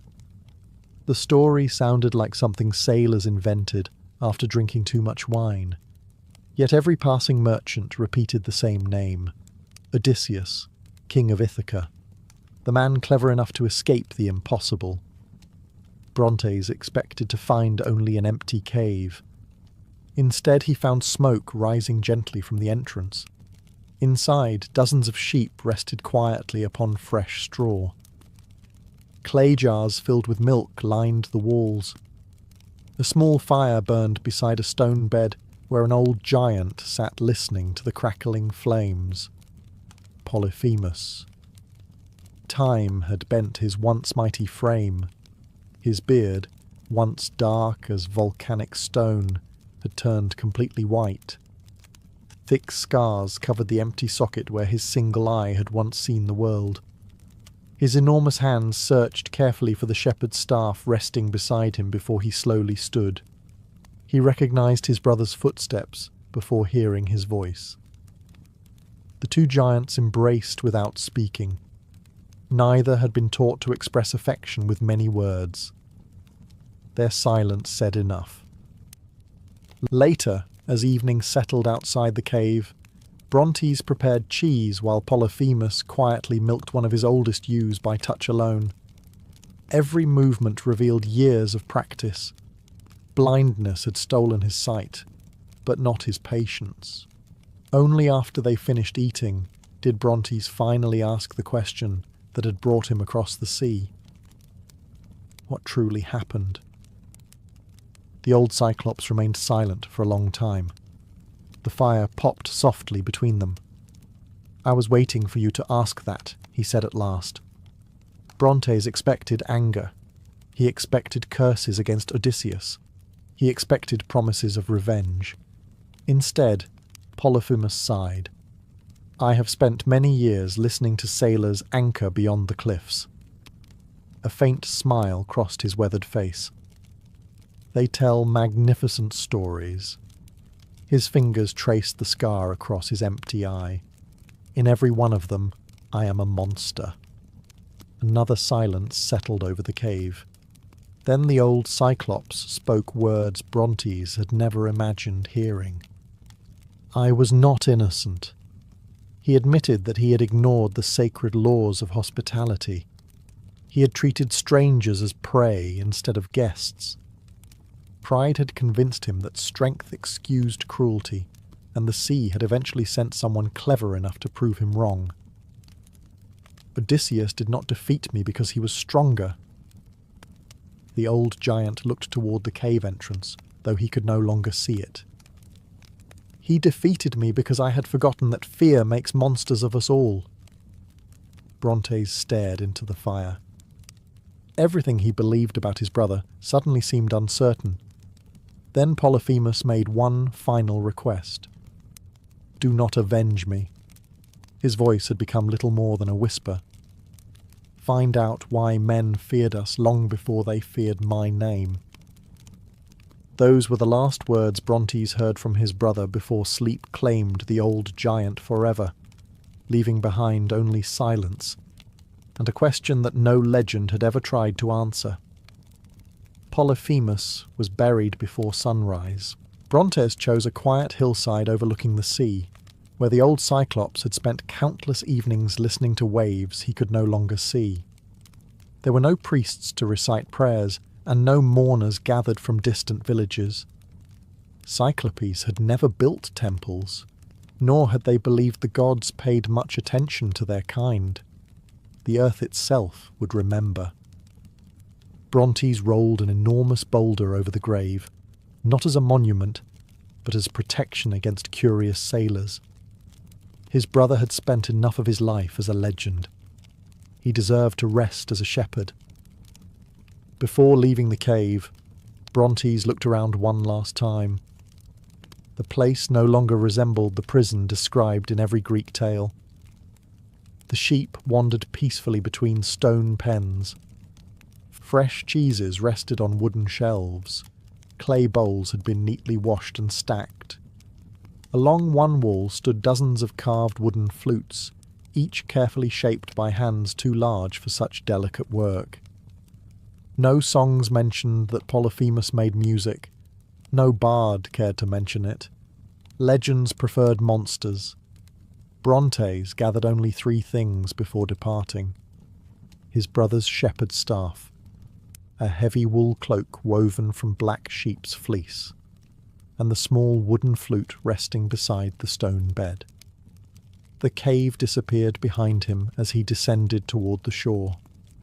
For the first time in his life, he left his own island not to find pasture or shelter, but answers.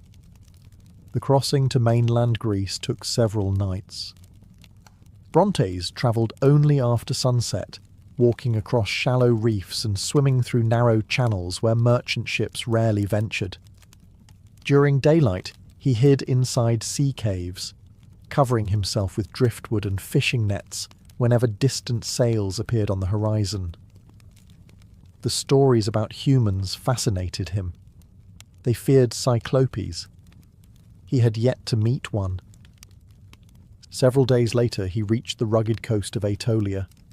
Before stepping inland, Brontes wrapped himself completely in the enormous black cloak. Its hood hid his single eye beneath deep folds of cloth, while the long fabric concealed most of his towering frame. From a distance, especially in poor light, he looked less like a giant and more like an unusually tall traveller leaning upon a staff. It was enough, at least from far away. He avoided roads whenever possible, choosing forests and mountain paths where only shepherds wandered. Even so, evidence of human life surrounded him. Fields stretched across hillsides. Smoke rose from distant villages. Children's laughter drifted through olive groves. The world seemed far busier than the lonely islands Cyclopes called home.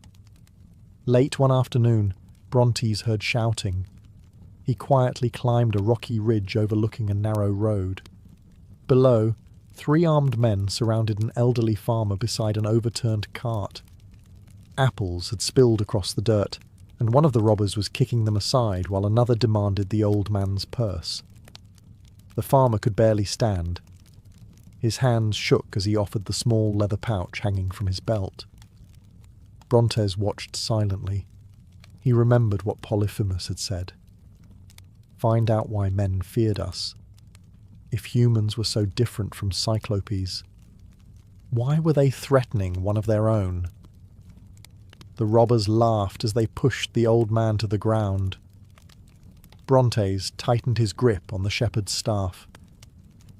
For the first time since leaving the island, he wondered whether monsters always looked the way legends claimed they did.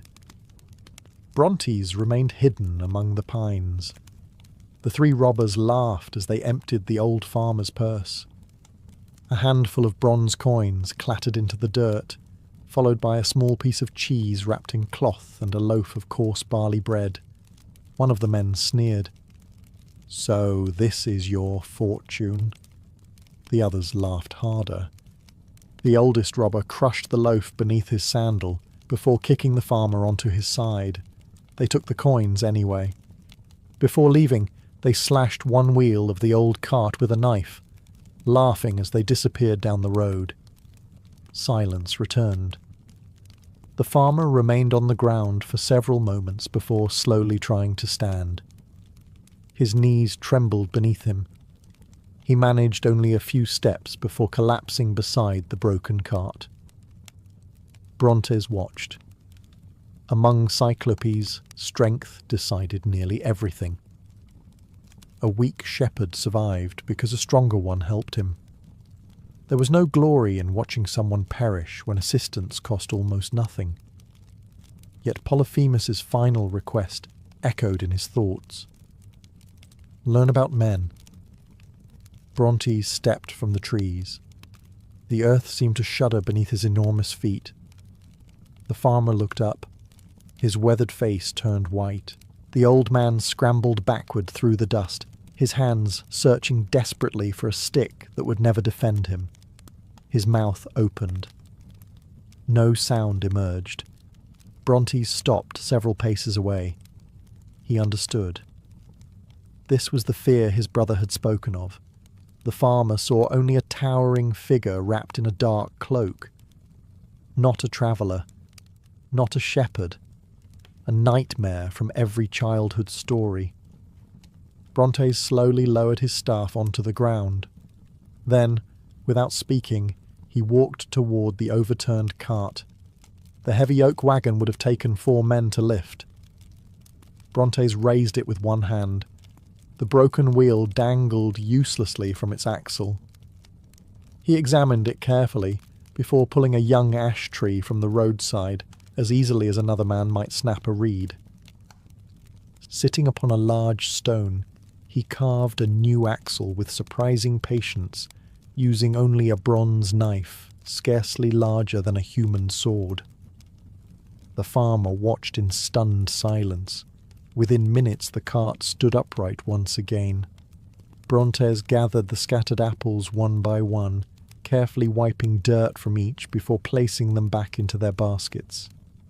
He even recovered the crushed loaf of bread, brushing away loose dust, although he knew it could never truly be cleaned. Only then did he return to his staff. He still had not spoken. The farmer stared at the repaired cart, then at the silent giant. Fear remained in his eyes, but something else had appeared beside it. Confusion. Brontes turned to leave. Behind him came a hesitant voice. "Wait." The giant stopped. The old farmer slowly broke the uncrushed half of another loaf hidden beneath a blanket in the cart. His hand still shook as he held out the bread. It was a simple offering. The ancient law of hospitality. A stranger who helped deserved food. Brontes accepted the bread with astonishing care, holding the tiny loaf between fingers thick as branches. Neither smiled. Neither knew what to say. Yet in that quiet exchange, both realized something unexpected. The farmer had expected a monster and found kindness. Brontes had expected fearful hatred and found gratitude. As the giant disappeared back into the forest, the old man remained standing beside his cart. When he finally returned to his village that evening, no one believed the story he told, according to every legend in Greece. Cyclops did not stop to help strangers. The farmer's bread lasted Brontes 2 days. He carried the small loaf inside a leather pouch tied beneath his cloak, breaking off tiny pieces whenever hunger came. To a Cyclops, it was hardly more than a mouthful, yet he refused to eat it quickly. It had been given freely. That made it valuable. As he continued south, the forest slowly gave way to vineyards, olive groves, and broad dirt roads crowded with travellers. Merchants pushed wagons loaded with pottery. Shepherds guided flocks towards summer pasture. Messengers hurried between cities carrying wax tablets sealed with royal crests. Human life seemed endless. Where one village ended, another began before sunset. Brontes remained well away from the roads. Even beneath his enormous cloak, hiding was becoming increasingly difficult. More than once, children pointed toward the unusually tall traveller, disappearing among the trees. A few curious shepherds followed him for short distances, before deciding they had already wandered farther from home than wisdom allowed. One evening, Brontes climbed a rocky hill overlooking a prosperous city, surrounded by thick stone walls. Smoke rose from hundreds of chimneys. The harbour below shimmered with merchant ships arriving from every corner of Greece. Music drifted upward from taverns beyond the gates. It was the largest human settlement he had ever seen. Curiosity overcame caution. After sunset, he approached. The streets outside the walls were nearly empty. Farmers were returning home with donkeys and carts, while a handful of merchants waited for the gates to open at dawn. Brontes kept his head lowered beneath the deep hood of his cloak and walked slowly, hoping the darkness would hide his size. For a few moments it worked. Then a little girl spotted him. She could not have been older than 6. Holding her mother's hand, she stared up at the towering stranger with wide eyes. Instead of screaming, she smiled. She waved. Brontes hesitated. Slowly, almost awkwardly, he lifted one enormous hand and waved back. The child giggled. Her mother turned to see what had caught her daughter's attention. The smile vanished instantly. She pulled the little girl behind her and shouted. Others turned. Someone pointed toward the impossible height of the cloaked traveller. A merchant cried that a giant had entered the road. Within seconds, panic spread through the crowd faster than fire through dry grass. People abandoned carts. Donkeys bolted. Children were snatched into waiting arms. The city guards rushed from the gate carrying spears and bronze shields, forming a trembling line across the entrance. Brontes did not move. The soldiers stared at him with the same terror he had seen in the old farmer's eyes. Only now there was no gratitude waiting behind it. Only fear. One officer demanded the stranger reveal himself. Brontes slowly lowered his hood. Moonlight fell across his broad face. His single eye reflected the torchlight. A gasp swept through the gathered crowd. "Cyclops!" The words spread like a plague. Stones flew before spears did. One struck Brontes across the shoulder. Another bounced harmlessly against his chest. A third, thrown by trembling hands, hit the wooden flute hanging from his belt and shattered it into splinters. Brontes looked down at the broken instrument. It had belonged to Polyphemus. His brother had carved it during the lonely years after losing his sight. For a long moment, the giant simply stared at the pieces lying in the dust. Then, without anger, without raising his staff, without taking a single step toward the frightened crowd, he turned around and quietly walked back into the darkness. Behind him, the city celebrated. The monster had fled. None of them realized that the only thing truly broken that night had not been the flute. It had been Brontes' growing hope that kindness alone could erase the weight of an old legend. Brontes left the city before dawn. The broken pieces of the wooden flute remained inside his pouch. He could not bring himself to throw them away. Every fragment reminded him of the quiet evenings his brother had spent carving melodies into wood after darkness had stolen his sight.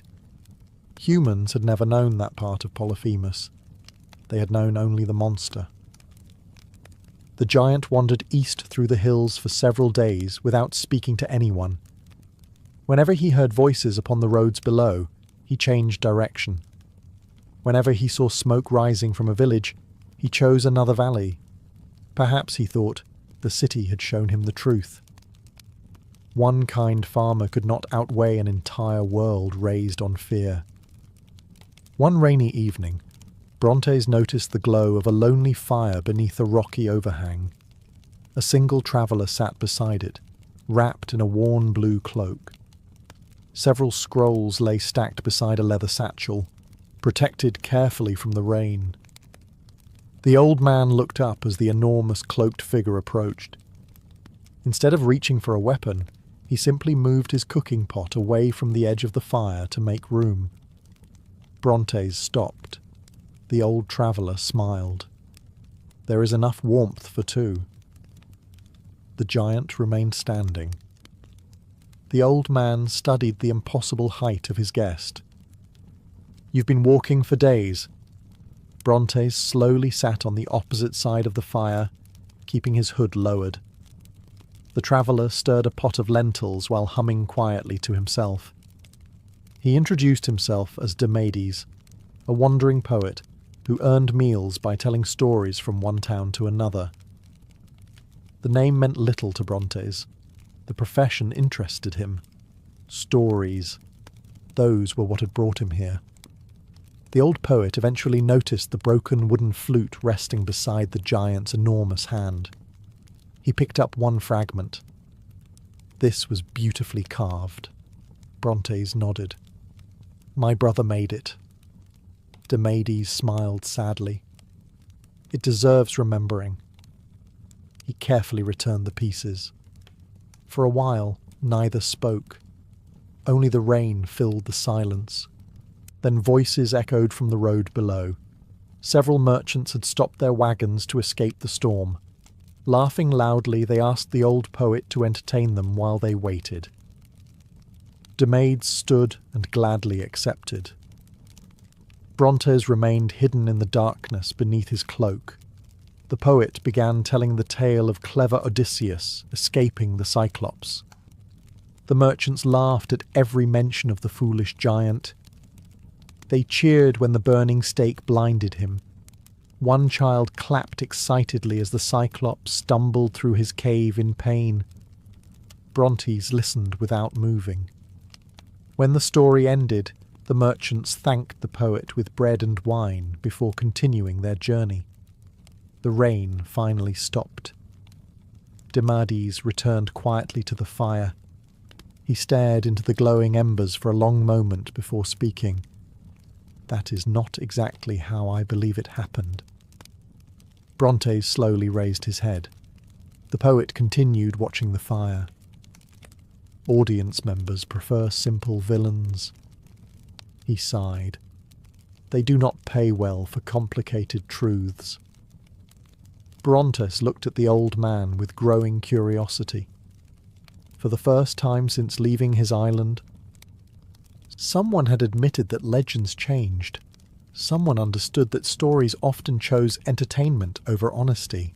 The giant reached into his pouch and placed one piece of the broken flute beside the fire. Demades examined its careful craftsmanship once more. Then his eyes widened. Very slowly, he looked from the flute to the enormous traveller, and finally to the single eye hidden beneath the edge of the hood. The poet had spent his life telling stories about Cyclopes. Now, for the first time, one of them was listening. The old poet did not run. He did not shout for help.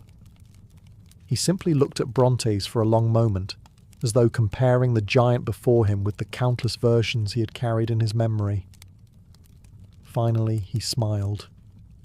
"So," he said quietly, "the story has found me instead." Brontes remained silent. He had grown accustomed to silence. It was safer than explanations. Demades placed another piece of wood onto the fire. "I've spent 40 years walking from city to city," he said. "I've told the tale of Odysseus and the Cyclops more times than I could ever count." He poked at the flames with a stick. "And every city tells me to make the giant crueler." Brontes tilted his head. The poet explained that audiences rarely wanted uncertainty. Heroes needed villains. Monsters needed sharp teeth. A frightened audience remembered simple stories far better than complicated ones. If the Cyclops had once laughed, no one wanted to hear it. If he had cared for sheep, no one applauded. If he had ever shown kindness, the tale became less exciting. So, little by little, each storyteller added something. The cave became darker. The giant became larger. The cruelty became greater. By the time the songs reached distant islands, the Cyclops had become something almost impossible to recognize. Brontes listened carefully. "So, people remember stories." Demades nodded. "They remember the version they enjoy most." The words settled heavily in the giant's thoughts. Perhaps Polyphemus had become a monster long before Odysseus ever reached his cave. Perhaps every new telling had simply carved away another piece of the truth. The fire burned lower. The old poet opened one of his scrolls. Its edges were worn from decades of travel. "I collect different versions," he explained. "The same story changes from village to village." He pointed to several passages. In one account, the Cyclops owned goats instead of sheep. Another claimed there were 2 Cyclopes. A third insisted Odysseus fought the giant with a bronze spear rather than a burning olive trunk. Each version contradicted the last. Yet every storyteller insisted his own was true. Brontes suddenly understood something humans had built that Cyclopes never had. Memory. Not personal memory, shared memory. Entire kingdoms lived according to stories repeated across generations. If those stories changed, people changed with them. Demades carefully rolled the scroll closed. There is one version I have never been able to confirm. He looked directly at Brontes. It says, Odysseus regretted what happened. The giant's eye narrowed. No hero regrets defeating a monster. The poet shook his head. No. He stared into the dying fire. But an old man might. Those words lingered between them long after the flames had faded. At dawn, the two travellers continued together. The poet now walked with slower steps, forcing Brontes to shorten his enormous stride. Neither minded. Several days later they reached a fishing village on the western coast. An old fisherman welcomed them with fresh bread, olives and dried fish.